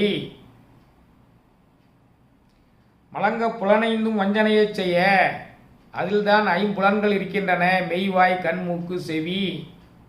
அந்த 5 புலன்கள் வழியாக மனம் செய்துதான் வினையாற்றுகிறது. அது நல்வினையாற்றினால் நல்வினை புண்ணியம், தீவினையாற்றினால் பாவம். இதையெல்லாம் நான் கழிக்குமாறு செய்திருக்கிறாய். அலங்க புலனைந்தும் வஞ்சனையை செய்ய. இந்த 5 புலன்கள் இருக்கிறதே, உன்னை அடைய விடாமல் என்னை தடுத்து நிறுத்துகின்றன. இந்த 5 பொறிகளின் வழியாக மனம் இன்பத்தை நாடி சென்றால் நம்முடைய மனத்திற்குள் எப்படி இறைவன் வருவான்? அந்த வஞ்சனையை செய்து இறைவனை மனதிற்குள் வரவிடாமல் இந்த 5 புலன்களும் செய்கின்றன, மனமும் செய்கிறது. அதையெல்லாம் நீதான் தடுத்து ஆட்கொள்ள வேண்டும். விலங்கு மனத்தால் விமலா உனக்கு, இப்படிப்பட்ட விலங்கு மனம் அது. 5 புலன்களின் வழியாக இந்த மனமானது சென்று இன்பத்தை நாடி செல்வதனால் நீ என்னுடைய உள்ளத்திற்குள் வர முடியாமல் போகிறது. அப்படிப்பட்ட பாவத்தை செய்யக்கூடிய விலங்கு மனத்தால் தான் நான் உன்னை வழிபாடு செய்கிறேன். வேறு என்ன செய்ய? மானிடராக பிறந்து விட்டால் மனம் போன வழியில் தான் போக வேண்டி இருக்கிறது. அந்த மனதை கட்டுப்படுத்தக்கூடிய கயிறு உன் கையில் தான் இருக்கிறது. அதை எனக்கு கட்டி என்னுடைய மனமானது புறத்தை செல்லாதவாறு காத்து அகத்திலேயே உன்னை நிற்குமாறு செய்வதற்கு அருள் புரிய வேண்டும் என்றுதான் வேண்டுகோள் வைக்கிறார். விலங்கு மனத்தால் விமலா உனக்கு கலந்த அன்பாகி கசிந்துள் உருகும். என்ன, இந்த மனம் இருக்கிறதே விலங்கு மனமா இருக்கிறது. சொல்ல சொல்ல கேட்காம இந்த மனம் இன்பத்தை நாடி போகுது. பிறகு கஷ்டப்பட்டு அதை இறையை நோக்கி திருப்புறேன். அதான் கலந்த அன்பாகி கசிந்துள் உருகும். நலந்தான் இல்லாத சிறியருக்கு நல்கி. இப்படிப்பட்ட மனதை கட்டுப்படுத்த முடியாத சிறியவனாகிய எனக்கு நீ கருணையை காட்டியிருக்கிறாய். நம்முடைய மனம்தான் நம்மளை இறையை நோக்கி நகரவிடாமல் செய்யக்கூடிய ஒரு பெரிய தடுப்பு. அது சும்மா இருக்காது. இருந்து கொண்டிருக்கும் பொழுதே எங்கேயாவது இன்பத்தை நாடி போக வைக்கும். அழகான பெண்களை தேடி போக வைக்கும். அழகான சுவையை நாடி போக வைக்கும். அழகான பொருள்கள் எங்கெல்லாம் இருக்கின்றனோ அங்கெல்லாம் நாடி போக வைக்கும். அந்த சமயங்களில் நாம் இறைவனை உணராமல் போய்விடுவோம். அப்பொழுது வந்த இறைவன் தூர சென்று விடுவான். இந்த மனம்தான் காரணம். அப்போ அந்த மனதிற்குள் நிரந்தரமாக இந்த இறைவன் குடியேறிவிட்டால் இந்த தீய எண்ணங்கள் வராமல் போய்விடும். மனம் முழுதும் சிவத்தால் நிறைந்து கொண்டிருக்கும் பொழுது தீய எண்ணங்கள் வராமல் போய்விடும். அப்போ ஒரேடியாக நான் இறைவனை சேர்ந்து விடலாம். அதான் நலந்தான் இல்லாத சிறியருக்கு நல்கி. இப்படிப்பட்ட என்னை கூட தேர்ந்தெடுத்து நீ நலந்தான் இல்லாத சிறியவனாகிய எனக்கு கடைத்தேற்றக்கூடிய ஆற்றலை அளித்து விட்டாயே. எப்படி அழகா சொல்றார் பாருங்க. எம்பெருமான் வல்வினையேன் தன்னை மறைந்திட மூடிய மாய இருளை அறம்பாவம் எனும் அருங்கயிற்றால் கட்டி புறந்தோல் போர்த்தங்கும் புழு அழுக்கு மூடி மலஞ்சோறும் 9 வாயிற்குடிலை மலங்க புலனைந்தும் வஞ்சனையை செய்ய விலங்கு மனத்தால் விமலா உனக்கு கலந்த அன்பாயி கசிந்துலுருகும் நலந்தானில்லாத சிறியருக்கு நல்கி. அற்புதமா தன்னை தாழ்த்தி கொண்டு இறைவன் தன்னை ஆட்கொண்டதை சொல்கிறார். இந்த உடம்பு மோசமான உடம்பு. அறம்பாவம் எனும் அருங்கயிற்றால் கட்டி புறந்தோல் பொறுத்தெங்கும் புழுகளுக்கு மூடி மலஞ்சோறும் 9 வாயிற்குடிலை மலங்க புலனைந்து வந்தனை செய்ய. நம்ம குடல்ல மலமும் கிடக்குது, நாம் சாப்பிடக்கூடிய சோறும் கிடக்குது. நம்ம மனம் இருக்கிறதே சில சமயங்களில் இறையை நோக்கி போகும், பல சமயங்களில் இன்பத்தை நோக்கி போகும். அப்படிப்பட்ட சிறியவனாகிய என்னை நீ தேர்ந்தெடுத்து ஆட்கொண்டு என் மனதை ஆட்கொண்டு நலந்தானில்லாத சிறியருக்கு நீ நல்வழியை காட்டிவிட்டாய். நாமும் இந்த சிவபுராணத்தை எல்லாம் பாடிக்கொண்டிருந்தால், பஞ்சாக்கர மந்திரத்தை பாடிக்கொண்டிருந்தால், நலமே இல்லாத நமக்கும் அந்த இறைவன் அருள்புரியத்தான் செய்வான் என்பதற்கு தான் இந்த வரிகள். சிவபுராணத்தினுடைய வரிகள். அடுத்த வரி. நிலந்தன் மேல் வந்தருளி நீள்கடல்கள் காட்டி, நிலந்தன் மேல் வந்தருளி நீள்கடல்கள் காட்டி. நாம் கிடைத்த வென்றால் இறைவனுடைய அடிகளை காண வேண்டும். இறைவனுடைய கடிகளை அவன் பெரும்பாலும் மறைத்திருப்பான். அவன் விண்ணோர்கள் ஏற்ற மறைந்திருந்தான் அல்லவா, மறைத்துதான் இருப்பான். நாம் எப்பொழுது ஓரளவு நல்வினையாற்றி அன்புடையவர்களாகவும் அருள் உள்ளவர்களாகவும் இருந்தால் ஒரு குறிப்பிட்ட காலத்தில் நான் பெற்ற இன்பம் பெருகை வையகம் என்னுமாறு நமக்கும் அருள்பாலிப்பான். அதான் நலந்தான் இல்லாத சிறியருக்கு நல்கி நிலந்தன் மேல் வந்தருளி நீள்கடல்கள் காட்டி. இந்த மண்ணுலகத்தில் வாழ்ந்து கொண்டிருக்கக்கூடிய எனக்கு உன்னுடைய நீண்ட ஒளி மிகுந்த பாதங்களை காட்டி கடைத்தேறுமாறு செய்துவிட்டாய். நிலந்தன் மேல் வந்தருளி நீள்கடல்கள் காட்டி. நாயிற்கடையாய் கிடந்த அடியேற்கு, நாயை காட்டிலும் கீழான தன்மையுடையவனாக இருந்த எனக்கு தாயிற் சிறந்த தயாவான தத்துவனாய் மாறிப்போய்விட்டாய். தாயிற் சிறந்த தயாவான தத்துவனே. தாய் தன்னுடைய பிள்ளைகளுக்கு தேவையானதை பார்த்து பார்த்து செய்வாள். தயாபரி. அதைவிட சிறந்த தயாபரன் அந்த இறைவன். நமக்கு எப்பொழுது என்ன வேண்டும் என்பது அவனுக்கு தெரியும். அவனிடம் போய் நீ பொன்னை கொடு, பொருளை கொடு என்று கேட்க வேண்டியதில்லை. அருளை கொடு, ஞானத்தை கொடு, உன்னை நினைக்காத நேரமில்லாத தன்மையை கொடு, எப்பொழுதுமே உன்னை நினைத்து கொண்டிருக்குமாறு செய்யக்கூடிய தன்மையை கொடு என்று கேட்டால் போய்விடும். அதான் நாயிற்கடையாய் கிடந்த அடியேற்கு தாயிற் சிறந்த தயாவான தத்துவனே. தாயை காட்டிலும் அன்பு செய்த தாயினும் சால பரிந்தவனே. தாயிற் சிறந்த தயாவான தத்துவனே. மாசற்ற சோதி மலர்ந்த மலர்ச்சுடரே. மாசற்ற சோதி, குற்றம் சிறிதுமே இல்லாத பேரொளி பிளம்பு. மாசற்ற சோதி மலர்ந்த மலர்ச்சுடரே. சுடர் வெப்பமாக இருக்கும், ஆனால் இது மலர்ச்சுடர் குளிர்ச்சியாகவும் மென்மையாகவும் இருக்கும். இந்த இறைவனுடைய பேரொளி பிளம்பு. மாசற்ற சோதி மலர்ந்த மலர்ச்சுடரே. தேசனே தேனார் அமுதே சிவபுரனே. ஒளி மிகுந்தவனே. தேஜஸ் என்றால் ஒளி. தேசனே. தேனார் அமுதே. அமுதே இனிப்பு. தேனூற்றிய அமுதே. தேன் நிறைந்த அமுதே. ஒளி மிகுந்தவனே. தேசனே தேனார் அமுதே சிவபுரனே. சிவபுரத்தில் அவன் இருக்கும் பொழுது பேரொளி பிளம்பாக இருக்கிறான். அது மாசற்ற சோதி மலர்ச்சுடராக இருக்கிறது. குளிர்ச்சி பொருந்திய மலர் போல் மென்மையாக இருக்கிறது. அவன் ஒளி பொருந்தியவனாக இருக்கிறான். தேன் சுமந்த அமுதமாக இருக்கிறான். தேசனே தேனார் அமுதே சிவபுரனே. பாசமாம் பற்றறுத்து பாரிக்கும் ஆரியனே. இந்த பாசம் என்ற பற்று அற்று போகுமாறு செய்கின்ற தலைவனே. மேன்மையானவனே. ஆரியன் என்றால் மேன்மையானவனே. பாசமாம் பற்றறுத்து பாரிக்கும் ஆரியனே. இந்த பாசம் என்ற கயிறு அற்று போனால்தான் இந்த உடம்போடு கட்டப்பட்டிருக்கக்கூடிய ஆன்மா என்ற உயிர், இந்த ஆன்மா என்ற உயிர் பாசம் என்ற கயிற்றினால் உடம்போடு கட்டப்பட்டிருக்கிறது. அந்த பாசக்கயிற்றை அறுத்து விட்டால் தான் ஆன்மா என்ற உயிர் இறைவனோடு சென்று சேரும். அதான் பாசமாம் பற்றறுத்து பாரிக்கும் ஆரியனே. அந்த பற்றை அறுத்து விட்டதால் தான் நான் உன்னில் சேர முடிந்தது. பாசமாம் பற்றறுத்து பாரிக்கும் ஆரியனே. ஆரியன் என்றால் மேன்மையானவனே. பாசமாம் பற்றறுத்து பாரிக்கும் ஆரியனே.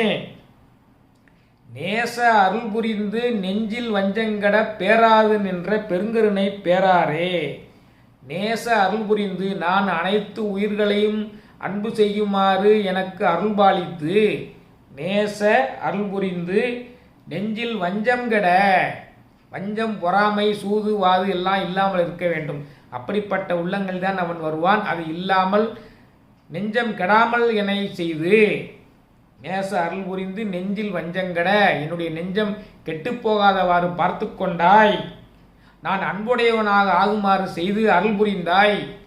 நேச அருள் புரிந்து நெஞ்சில் வஞ்சங்கட, பேராது நின்ற பெருங்கருணை பேராரே.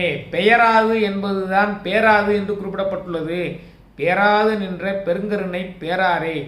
ஒரு தடவை நம் உள்ளத்திற்குள் சிவம் வந்து புகுந்து கொண்டு ஆட்கொண்டு இருந்து கொண்டால் பேராது பெயராது. அப்படிப்பட்ட பெரிய கருணையுடையவன் பேராது நின்ற பெருங்கருணை பேராரே. ஒரு தடவை மாணிக்கவாசர் உள்ளத்துல வந்து அவர் புகுந்துட்டாரு. அப்போ போவாரா? போக மாட்டார். அப்போ அந்த உள்ளம் இறைவன் வாழக்கூடிய இடமாக ஆகி போய்விட்டது. தீய எண்ணங்கள் எல்லாம் தூரப் போய்விடும். அழுக்காறு அவாவைகள் இன்னாச்சொல் நான்கும் இழுக்காய் என்றது அறம் என்று சொல்லக்கூடிய அந்த நான்கும் இல்லாமல் போய்விடும். அற்புதமான வரி. ஒன்றும் ஒவ்வொரு வரியிலையுமே சொல்லி முடிச்சுட்டு அடுத்த வரிக்கு போக முடியல. நிலந்தன் மேல் வந்தர்லி நீள்கடல்கள் காட்டி ஞாயிற்கடையாய் கிடந்த அடியேற்கு தாயிற் சிறந்த தயாவான தத்துவனே, மாசற்ற சோதி மலர்ந்த மலர்ச்சுடரே, தேசனே தேனாரமுதே சிவபுரனே, பாசமாம் பற்றறுத்து பாரிக்கும் ஆரியனே, நேச அருள் புரிந்து நெஞ்சில் வஞ்சங்கட பேராது நின்ற பெருங்கருணை பேராரே. என் உள்ளத்தை விட்டு பெயராது அங்கேயே நின்று கொண்டிருக்கின்ற பெரிய கருணை நிரம்பியவனே, பேராது நின்ற பெருங்கருணை பேராரே. ஆரா அமுதே அளவிலா பெம்மானே. ஆரா அமுது, தெவிட்டாத அமுது. ஆரா அமுது, தெவிட்டாத அமுது. அந்த சிவத்தை நீங்கள் உணர ஆரம்பித்து விட்டால் அது தெவிட்டாத சுவையை அளிக்கும். அது ஆறாத அமுது. அளவிலா பெம்மானே, அளவே இல்லாதவன். அவனை ஒரு கண்டத்திற்குள் அடக்க முடியாது, ஒரு அண்டத்திற்குள் அடக்க முடியாது. ஒரு அணுவை பிளந்து கூறிட்டாலும் 1000 கூறிட்டாலும் அதற்குள்ளும் இருக்கக்கூடியவன். அத்தகைய நுண்ணியன், அண்டத்தை விட பெரியவன். அதான் அளவிலா பெம்மான். அவனை மிகச் சிறியவனாக உள்ள அளக்கக்கூடிய எந்த கருவியாலும் அளக்க முடியாது. மிக பெரியதை அளக்கக்கூடிய எந்த கருவியாலும் அளக்க முடியாது. ஆறா அமுது. குணங்கள் எப்படிப்பட்டவன்? தெவிட்டாத இன்பத்தை அளக்கக்கூடியவன். எந்த இன்பமுமே தெவிட்டு விடும். ஆனால் இறை இன்பம் தெவிட்டாது. நுகர நுகர இன்பம் அளிக்கக்கூடியது. ஆறா அமுதே அளவிலா பெம்மானே, ஓராதார் உள்ளத்து ஒளிக்கும் ஒளியானே.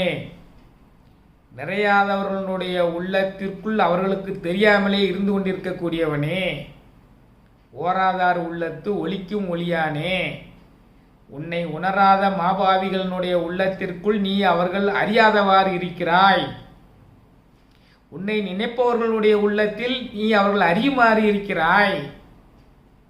அதை நாம் உணர வேண்டும். ஓராதார் உள்ளத்து ஒளிக்கும் ஒளியான். அவனை பற்றி நினைக்காதவர்களுடைய உள்ளத்தில் அவர்கள் அறியாதவாறு இருக்கிறான். அவர்களை பற்றி உணரக்கூடியவனுடைய உள்ளத்தில் அவர்கள் உணருமாறு இருக்கிறான்.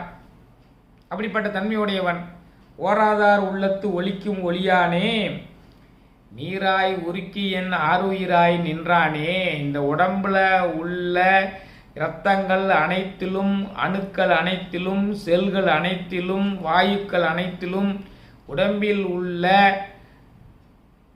உள்ளேயே 50 பூதங்களாக அவன் இருக்கிறான். நிலம், நீர், நெருப்பு, காற்று, ஆகாயம் என்று அண்டத்தில் உள்ளதெல்லாம் நம் பிண்டத்திலும் உள்ளது.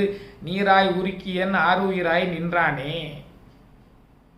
நம் உடலிலேயே நீரினுடைய அம்சமாக இருக்கிறான், நிலத்தினுடைய அம்சமாக இருக்கிறான், நெருப்பினுடைய அம்சமாக இருக்கிறான், காற்றினுடைய அம்சமாக இருக்கிறான், ஆகாயத்தின் அம்சமாக இருக்கிறான். ஒவ்வொரு செல்களிலும் இருக்கிறான், ஒவ்வொரு பிளாஸ்மாக்களிலும் இருக்கிறான். அவன் இல்லாததே நம்மளுடைய உடம்பில் உள்ள ஒவ்வொரு நுண்ணிய பகுதியிலும் அவன் இருக்கிறான். அதான் நீராய் உருக்கியன் ஆருயிராய் நின்றானே. அவன் புறத்தில் உள்ள ஐம்பெரும் பூதங்கள் நிலம், நீர், நெருப்பு, காற்று, ஆகாயம், சந்திரன், சூரியனாக இருப்பதைப் போல நம்முடைய ஆன்மாவிலும் இருக்கிறான். இவை அனைத்தையும் நம் உடலுக்குள்ளும் வைத்து கொண்டு அதிலும் உரைகிறான்.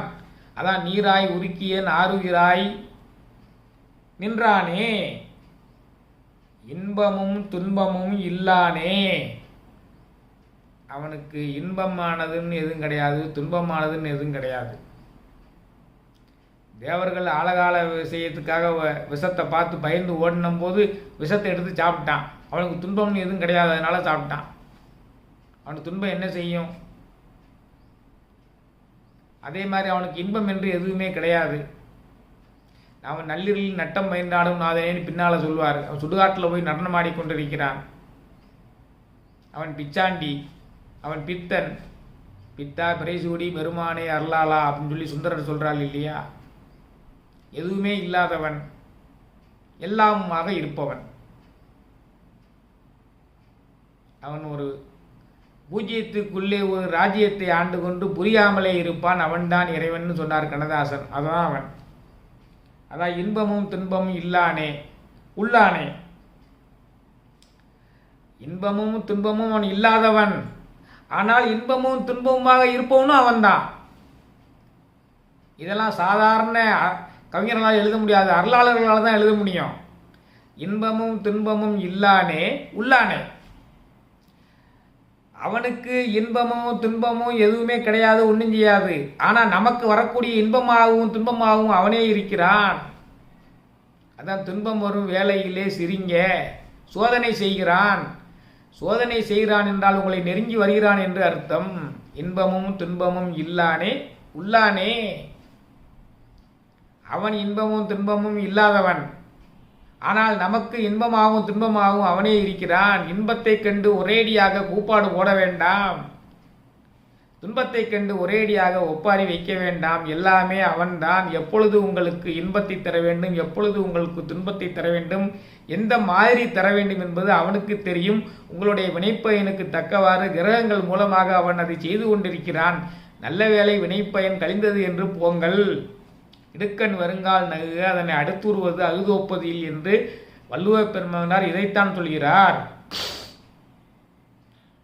இடுக்கண் வரும் பொழுது நகுகன்னா ஏன்? உன்னுடைய வினைப்பயன் கழிகிறது. வினைப்பயன் பூரா கழிஞ்சாச்சுன்னா அடுத்து துன்பம் பூரா கழிஞ்சு போச்சுன்னா இன்பம் தானே, நல்வினை பயனைத்தானே நீ அனுபவிக்க போற. அதான் இன்பமும் துன்பமும் இல்லானே, உள்ளானே. அன்பருக்கு அன்பனே,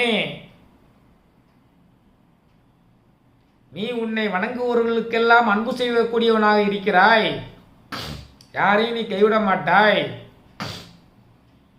அன்பர்களுக்கெல்லாம் அன்பு செய்யக்கூடியவனாய் இருக்கக்கூடியவனே, அன்பருக்கு அன்பனே, யாவையுமாய் அல்லையுமாய். எல்லாமே நீதான், எல்லாவற்றையும் நீங்கியவனும் நீதான். அதான் யாவையுமாய் அல்லையுமாய். சோதியனே, துன்னிருளே, தோன்றா பெருமையனே, நீ ஒளி பிறம்பானவன். சோதியனே, துன்னிருளே, உன்னை விட பிரகாசமான ஒளி ஒன்றும் கிடையாது, உன்னை விட இருளானது என்று எதுவுமே கிடையாது. சோதியனே, துன்னிருளே, தோன்றா பெருமையனே. நான் ஏற்கனவே சொன்ன மாதிரி அவன் நிலையானவன். ஆதிசிவன் ஒருவன் தான் நிலையானவன், யுகங்களை கடந்து வாழக்கூடியவன், என்றும் இருப்பவன். ஒவ்வொரு யுகம் முடியும் பொழுதும் அனைத்து தத்துவங்களும் அவனுள் ஒடுங்குகின்றன. ஒவ்வொரு யுகமும் ஆரம்பிக்கும் பொழுது அவனே அனைத்து தத்துவங்களையும் தோற்றுவிக்கிறான். அவனே வேதங்களையும் ஆகமங்களையும் ஒவ்வொரு யுகங்களிலும் தோற்றுவிக்கிறான். அனைத்தையும் அவனே தோற்றுவிக்கிறான். யுகம் முடியும் பொழுது அவனையும் அனைத்தையும் அவனை எடுத்துக்கொள்கிறான். அதான் சோதியனே, துன்னிருளே, தோன்றா பெருமையனே, ஆதியனே.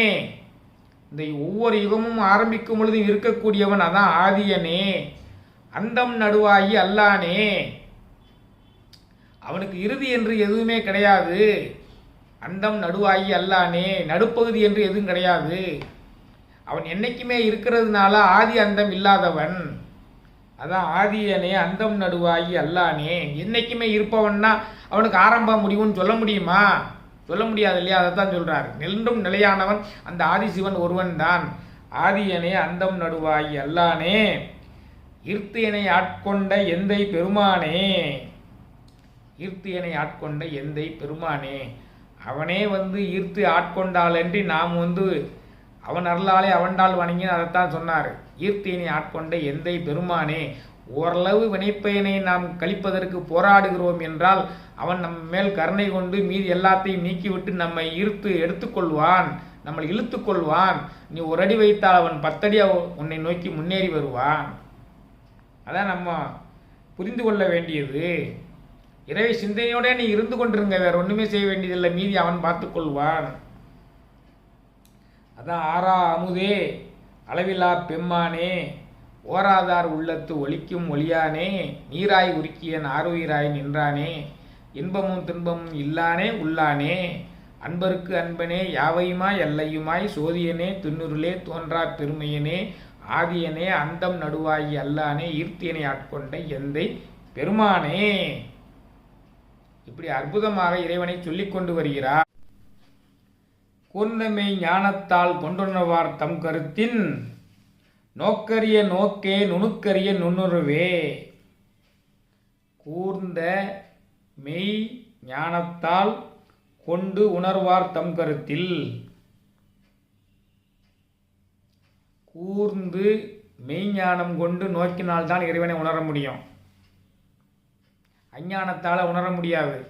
மெய்ஞானம் வர வேண்டும் என்றால் பஞ்சாக்கர மந்திரத்தை சிவய நம எனம சிவ மசிவயன வயநமசி நமசிவய ஓம் என்று சொல்லிக் கொண்டிருந்தால் தான் மெய்ஞானம் வரும். மெய்ஞானம் வந்தது அருணகிரிநாதருக்கு திருவண்ணாமலை கோபுரத்திலிருந்து விழும் பொழுது வந்தது. தோடுடைய செவியன் என்று பாடிய ஞான சம்பந்தருக்கு அன்னை ஞான பால் ஊட்டியதால் வந்தது. குமரகுருபரருக்கு சுப்பிரமணிய கடவுள் வந்து பேச சொல்லிய அந்த பொழுதில் வந்தது. இந்த மாதிரியெல்லாம் வந்து அருள் வரும். அதற்கு நாம் பஞ்சாக்கர மந்திரத்தை சொல்லிக் கொண்டிருக்க வேண்டும், இறைவனை தியானித்து கொண்டிருக்க வேண்டும். அப்படிப்பட்ட கூர்ந்தே மெய்ஞானத்தால் கொண்டு உணர்வார் தம் கருத்தில். அந்த மெய்ஞான உடையவங்களையெல்லாம் கண்டு உணர்ந்தால்தான் அது என்ன அமைப்பில் இருக்கிறது என்று கண்டு உணர முடியும். அவர் ஓரளவு கண்டிருக்கிறார் மாணிக்க வாசகர். கூர்ந்த மெய் ஞானத்தால் கொண்டுணர்வார் தம் கருத்தின் நோக்கரிய நோக்கே, சாதாரண மனிதர்களால் பார்த்து அறிய முடியாதவனே.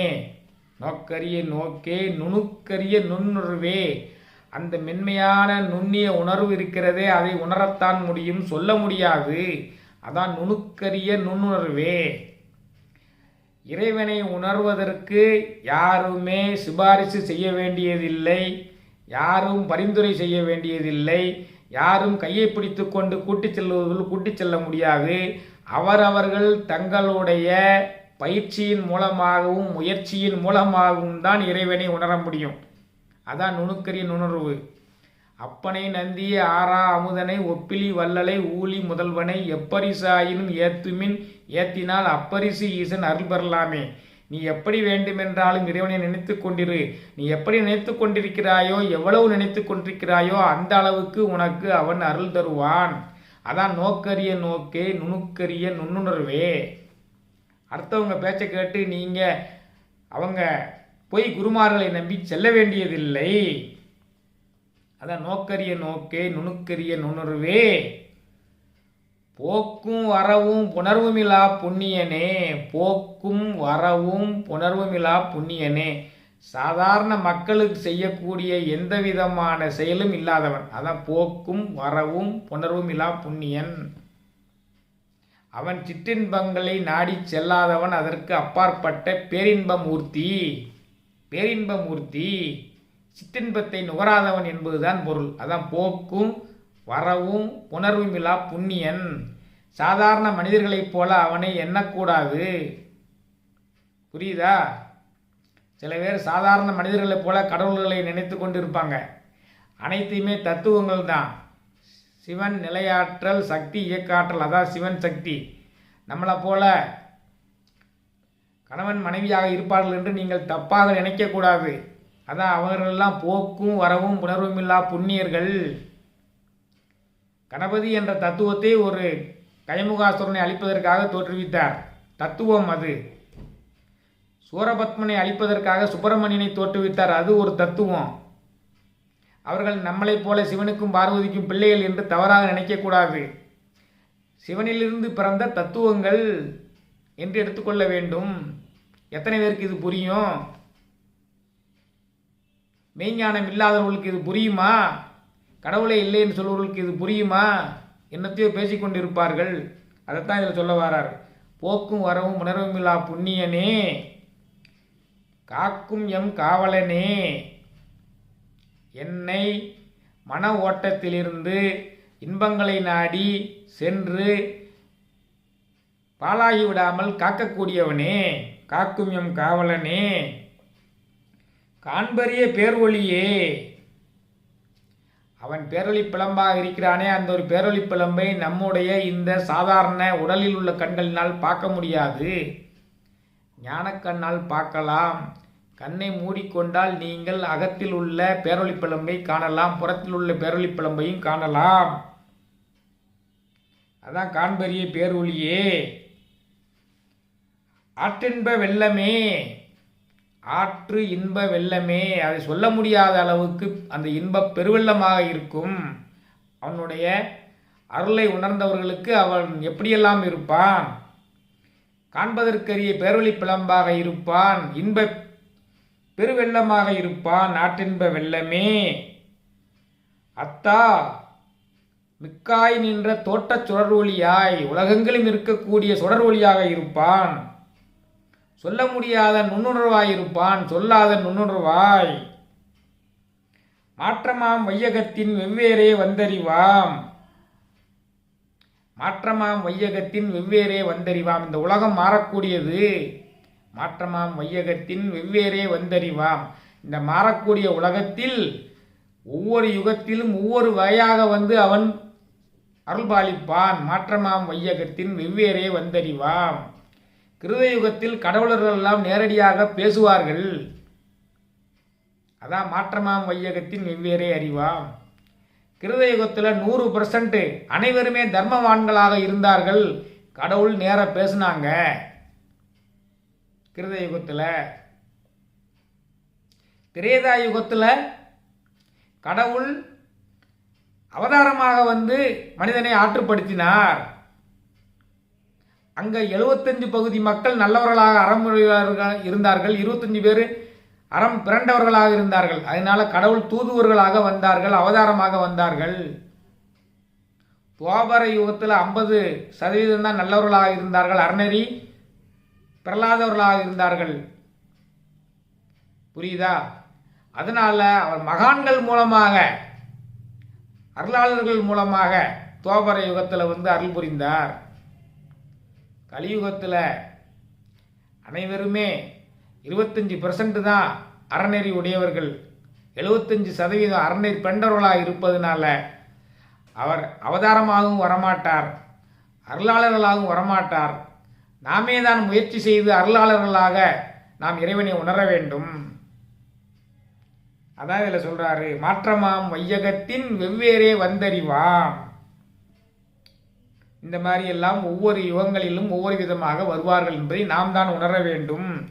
கூர்ந்தமை ஞானத்தால் கொன்றனுவார் தம் கருத்தின் நோக்கரிய நோக்கே நுணுக்கரிய நுண்ணுணர்வே, போக்கும் வரவும் உணர்வுமில்லா புண்ணியனே, காக்கும் எம் காவலனே, காண்பரிய பேர்வொளியே, ஆற்றின்ப வெள்ளமே, அத்தா மிக்காய் நின்ற தோட்டச் சுடர் ஒளியாய், சொல்லாத நுண்ணுணர்வாய், மாற்றமாம் வையகத்தின் வெவ்வேறே வந்தறிவாம். ஒவ்வொரு யுகங்களிலும் ஒவ்வொரு வடிவமாக, நேரடியாகவும் அவதாரமாகவும் அருளாளர்களாகவும் வந்து ஞானத்தை போற்றியவனே, என்னை மன ஓட்டத்தை தடுத்து காக்கின்றவனே, பேரொளியே, இன்ப வெள்ளமே, பார்க்க முடியாத அளவுக்கு உள்ள பேரொளி பிறம்பே, சொல்ல முடியாத அளவுக்கு நுண்மையாக உடையவனே, மெய்ஞானத்தால் மட்டுமே கண்டுணரப்படக்கூடியவனே என்று இறைவனுடைய தன்மையெல்லாம் போற்றி புகழ்ந்து பேசுகிறார் மாணிக்கவாசகர். தேற்றனே, தேற்ற தெளிவே, என் சிந்தனையில் ஊற்றான உண்ணார் அமுதே உடையானே. தேற்றனே, தேற்றனே, என்னை உன்னை நோக்கி நான் என் மனத்தோடு செல்லுமாறு என்னை ஆற்றுப்படுத்துகின்றவனே. தேற்ற தெளிவே. அவ்வாறு நான் உன்னை நோக்கி செல்வதற்கு என்னுடைய மனதை தயார்படுத்தி குற்றமற்றதாக செய்யக்கூடியவனே, தேற்றனே, தேற்ற தெளிவே. நீதான் உன்னை நோக்கி செல்லுமாறு ஆற்றுப்படுத்துகிறாய். அதற்குரிய தெளிவான சிந்தனையும் நீயே கொடுக்கிறாய். தேற்றனே, தேற்ற தெளிவே. என் சிந்தனையில் ஊற்றான உண்ணார் அமுதே, என் சிந்தனையுள்ள அல்ல அல்ல குறையாத ஊற்று போல் அமுதமாக வரக்கூடியவனே. அமுதம் என்றால் பிறவிப்பிணியை அறுக்கக்கூடியது.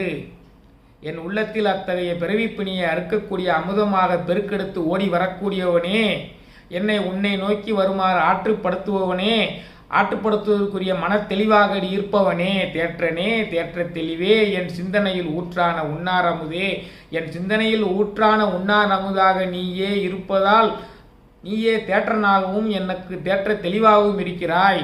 நீ என் சிந்தனையில் அமுதம் போல பெருக்கெடுத்து உன்னுடைய நினைவை ஊட்டிக்கொண்டு வருவதனால் நான் உன்னை நோக்கி வருகின்ற தன்மையுடையவனாக இருக்கிறேன். அதற்கு நீதான் வழிகாட்டக்கூடிய தலைவனாக இருக்கிறாய். அந்த வழிகாட்டக்கூடிய மனமுடையவனாகவும் நீயே இருக்கிறாய். தேற்றனே, தேற்ற தெளிவே. என் சிந்தனையில் ஊற்றான உண்ணார் அமுதே, உடையானே, அனைத்தும் உடையவனே. நீ நினைத்தால்தான் என்னை தேற்றி உன்னை நோக்கி செல்லுமாறு அழைத்து செல்ல முடியும். அத்தகைய அருள் உடையவனே. வேற்று விகாட உடக்கிடம்பின் உட்கடப்பு ஆற்றேன் ஐயா. வேற்று விகார விடக்குடம்பு, இந்த உடம்பு இருக்கிறதே தினந்தோறும் மாறி வரக்கூடியது.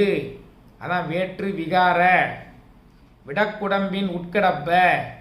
இந்த உடம்பு மாறி மாறி இருக்கக்கூடியது.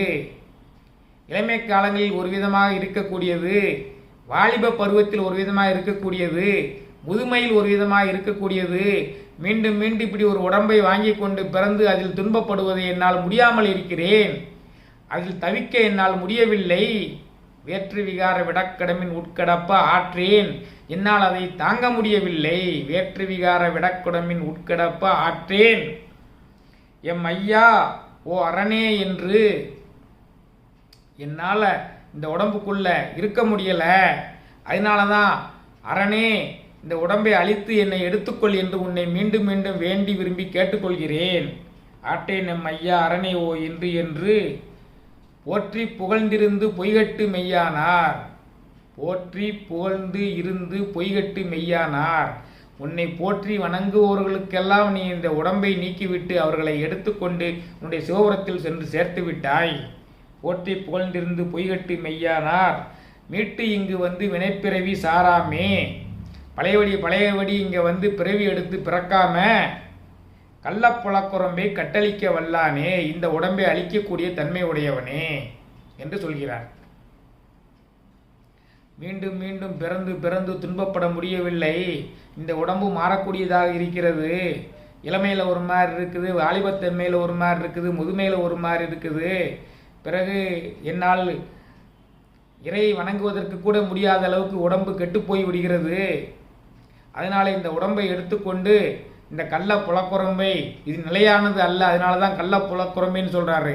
இந்த நிலையில்லாத உடம்பை எடுத்துக்கொண்டு என்னை காப்பாற்றி விடப்பா என்று சொல்கிறார். எப்படி சொல்றார் பாருங்க, அற்புதமா சொல்றார். தேற்றனே, தேற்ற தெளிவே. என் சிந்தனையில் ஊற்றான உண்ணார் அமுதே. என் சிந்தனையுள்ள நீ குறையாத ஊற்று போல் பெருக்கெடுத்து உன்னுடைய நினைவுகள் வருவதனால் நான் உன்னை நோக்கி வரக்கூடியவனாக இருக்கிறேன். அந்த பணியை நீதான் செய்து என்னை ஆற்றுப்படுத்துகிறாய், தேற்றனாக இருக்கிறாய். அந்த மன தெளிவையும் நீதே கொடுக்கிறாய். தேற்றனே, தேற்ற தெளிவே. என் சிந்தனையில் ஊற்றான உண்ணார் அமுதே, உடையானே, அனைத்துமாக இருப்பவனே. வேற்று விகார உடக்கடம்பின் உட்கடப்பு ஆட்டேன் ஐயா. நான் இந்த மாறுகின்ற உடம்பினுள் மீண்டும் மீண்டும் பிறப்பதற்கு, பிறந்து துன்பப்படுவதை தாங்க முடியாமல் இருக்கிறேன். அரணே, அழிக்கக்கூடிய தன்மையுடையவனே. அரண் தான் அழிக்கக்கூடிய கடவுள், அழிக்கக்கூடிய தன்மையுடையவனே. இறைவனில் மொத்தமாக என்னை கொண்டு சேர்த்து இந்த உடம்பை அழித்து விடு என்று மாணிக்கவாசகர் இறைவனிடம் வேண்டுகிறார். நள்ளிரலில் நற்றம் பயின்றாடும் நாதனே. நல்ல இருட்டு நேரத்தில் சுடுகாட்டில் போய் நடனம் ஆடிக்கொண்டிருக்கிறானே ஏன்? நள்ளிரலில் நட்டம் பயின்றாடும் நாதனே. கவனித்து பார்க்கணும். ஸ்தூல உடம்பு பூமியிலேயே மறைந்துவிடும். இந்த சூக்கும உடம்பும் காரண உடம்பும் தான் இறைவனுக்கு சென்று சேரும். அப்போ நம்ம இடுகாட்டில் சுடுகாட்டில் வந்து நம்ம உடம்பை எரித்தவுடன் அந்த ஸ்தூல உடம்பு சுடுகாட்டிலேயே இல்லாமல் போய்விடுகிறது. அந்த காரண உடம்பு சூக்கும உடம்பு இருக்கிறது அல்லவா, அது இறைவனில் சென்று பதிய வேண்டும். பரத்தில் கரைந்து பதிந்த நற்காயம் உருத்திரிந்து இவ்வுடல் வேங்கிட வேண்டி. பரத்தில் கரைந்த பரந்த நற்காயம் பரத்தில் பதிந்த நற்காயம் உருத்திரிந்து இவ்வுடல் ஓங்கிட வேண்டி திரைகடல் உப்பு திரண்டது போல திரித்து பிறக்கும் திரு அருளாலே. பரத்தில் கரைந்த பதிந்த நற்காயம், இந்த நற்காயம் என்று சொல்லக்கூடிய சூக்கும உடம்பு காரண உடம்பு ரெண்டும் பரத்தில் போய் கரைந்து பதிந்து நிற்கிறது. உருத்திரிந்து இவ்வுடல் ஓங்கிட வேண்டி பழையபடி இன்னொரு உடலை பெற்றுக்கொண்டு திரைகடல் உப்பு திரண்டது போல திரித்து பிறக்கும் திருவருளாலே. கடலிருந்து தான் உப்பு வருது, அந்த உப்பையே கடலில் போய் கரைச்சாலும் கரைஞ்சிரும். அதே போல் வேற ஒரு உடலை பெறுவதற்காக வருகிறது. அந்த சூக்கும உடம்பையும் காரண உடம்பையும் பெறுவதற்காக அவன் சுடுகாட்டில் நடனமாடிக்கொண்டிருக்கிறான். இந்த ஸ்தூல உடம்பு அங்கேயே போயிடுது. இந்த காரண உடம்பையும் நம்மளுடைய காரண உடம்பையும் சூக்கும உடம்பையும் பெறுவதற்காகத்தான் அவன் அங்கே நடனமாடிக்கொண்டு அவனில் ஏற்றுக்கொள்கிறான். அதான் நள்ளிரலில் நற்றம் பயின்றாடும் நாதன். ஏன் சுடுகாட்டில் போய் ஆடுறான்னா இதுக்காகத்தான் ஆடுறான். நம்மளுடைய உடம்பை பூரா எங்கேயுமே பதிவிக்க விடாமல் அவனில் ஏற்றுக்கொள்கிறான். எப்படி தத்துவங்கள் பாருங்க. ஒரு தத்துவமும் ஒன்றை ஒன்று பின்னி பணிந்தது. நள்ளிரலில் நட்டம் பயின்றாடும் நாதனே, தில்லையுள் கூத்தனே, சிதம்பரத்தில் ஆனந்த தாண்டவம் ஆடுறான். அந்த ஆனந்த தாண்டவத்தில் தான் உயிரினங்கள் தோற்றுவிக்கப்படுகின்றன, யுகங்கள் தோற்றுவிக்கப்படுகின்றன. அதை தான் ரெண்டையுமே ஒரு அடுத்தடுத்த வரியில் சொல்கிறாரு. நள்ளிரலில் நட்டம் பயின்றாடும் நாதனே, இருட்டு நேரத்தில் சுடுகாட்டில் போய் நடனமாடிக்கொண்டிருக்கிறாயே, சூக்ம உடம்பையும் காரண உடம்பையும் பெறுவதற்காக நடனமாடிக்கொண்டிருக்கிறாயே, சிதம்பரத்தில் ஆனந்த தாண்டவம் ஆடி உயிரினங்களை எல்லாம் மீண்டும் பிறக்க வைக்கிறாயே. ஒன்றையும் தொடர்புபடுத்தியே சொல்றாரு. நள்ளிரலில் நற்றம் பயின்றாடும் நாதனே, தில்லையுள் கூத்தனே, தென்பாண்டி நாட்டானே. தென்பாண்டி நாடு, தென்பாண்டி நாடுன்னா தென்னாடுன்னா மொத்தமாகவே தென்பகுதி, அந்த இந்தியாவில் உள்ள முழுதும் சேர்ந்து தான் தென்னாடு. தென்பாண்டி நாட்டானேன்னா மதுரை திருநெல்வேலி குற்றாலம் கன்னியாகுமரி தான் அந்த தென்பாண்டி நாடுங்கிறது. தென்பாண்டி நாட்டானே. தாண்டவங்களை பற்றி சொல்றதுனால மதுரையில் ஒரு தாண்டவம் ஆடுகிறார் வெள்ளியம்பலம், திருநெல்வேலியில் ஆடுகிறார் தாமிர சபை, குற்றாலத்தில் சித்திர சபை. இதை பூராமே நினைவு கொள்றார் அவர்.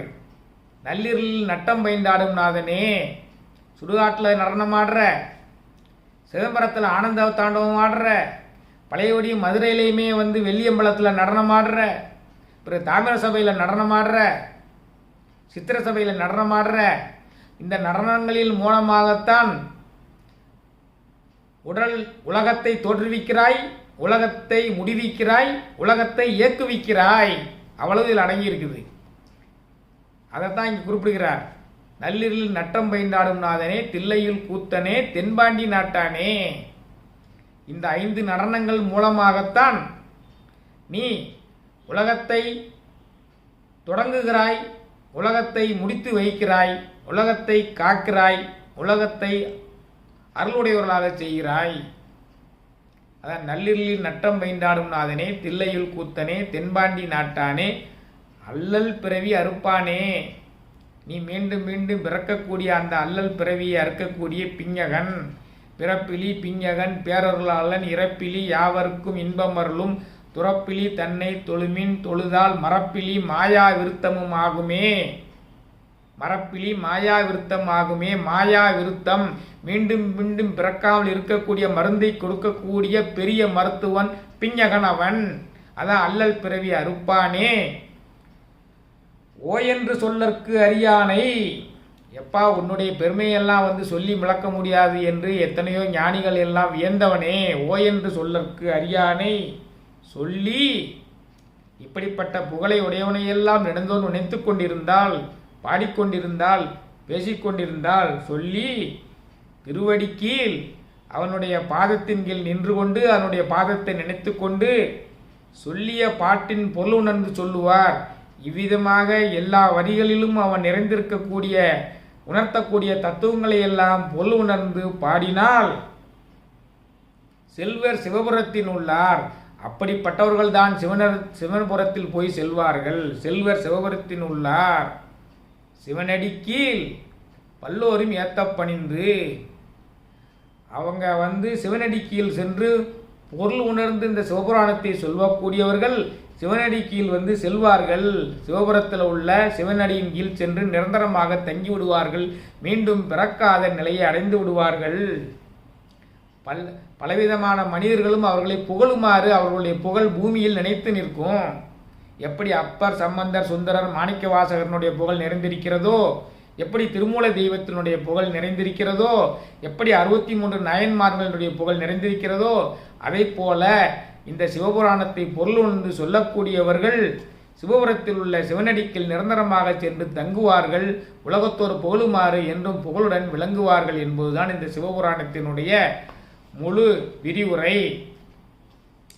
மொத்தமாக ஒரே நேரத்தில் சொன்னால் 2 மணி நேரத்திற்கு மேலாக வரும் என்பதால் பல பிரிவுகளாக பிரித்து வழங்கியிருக்கிறேன்.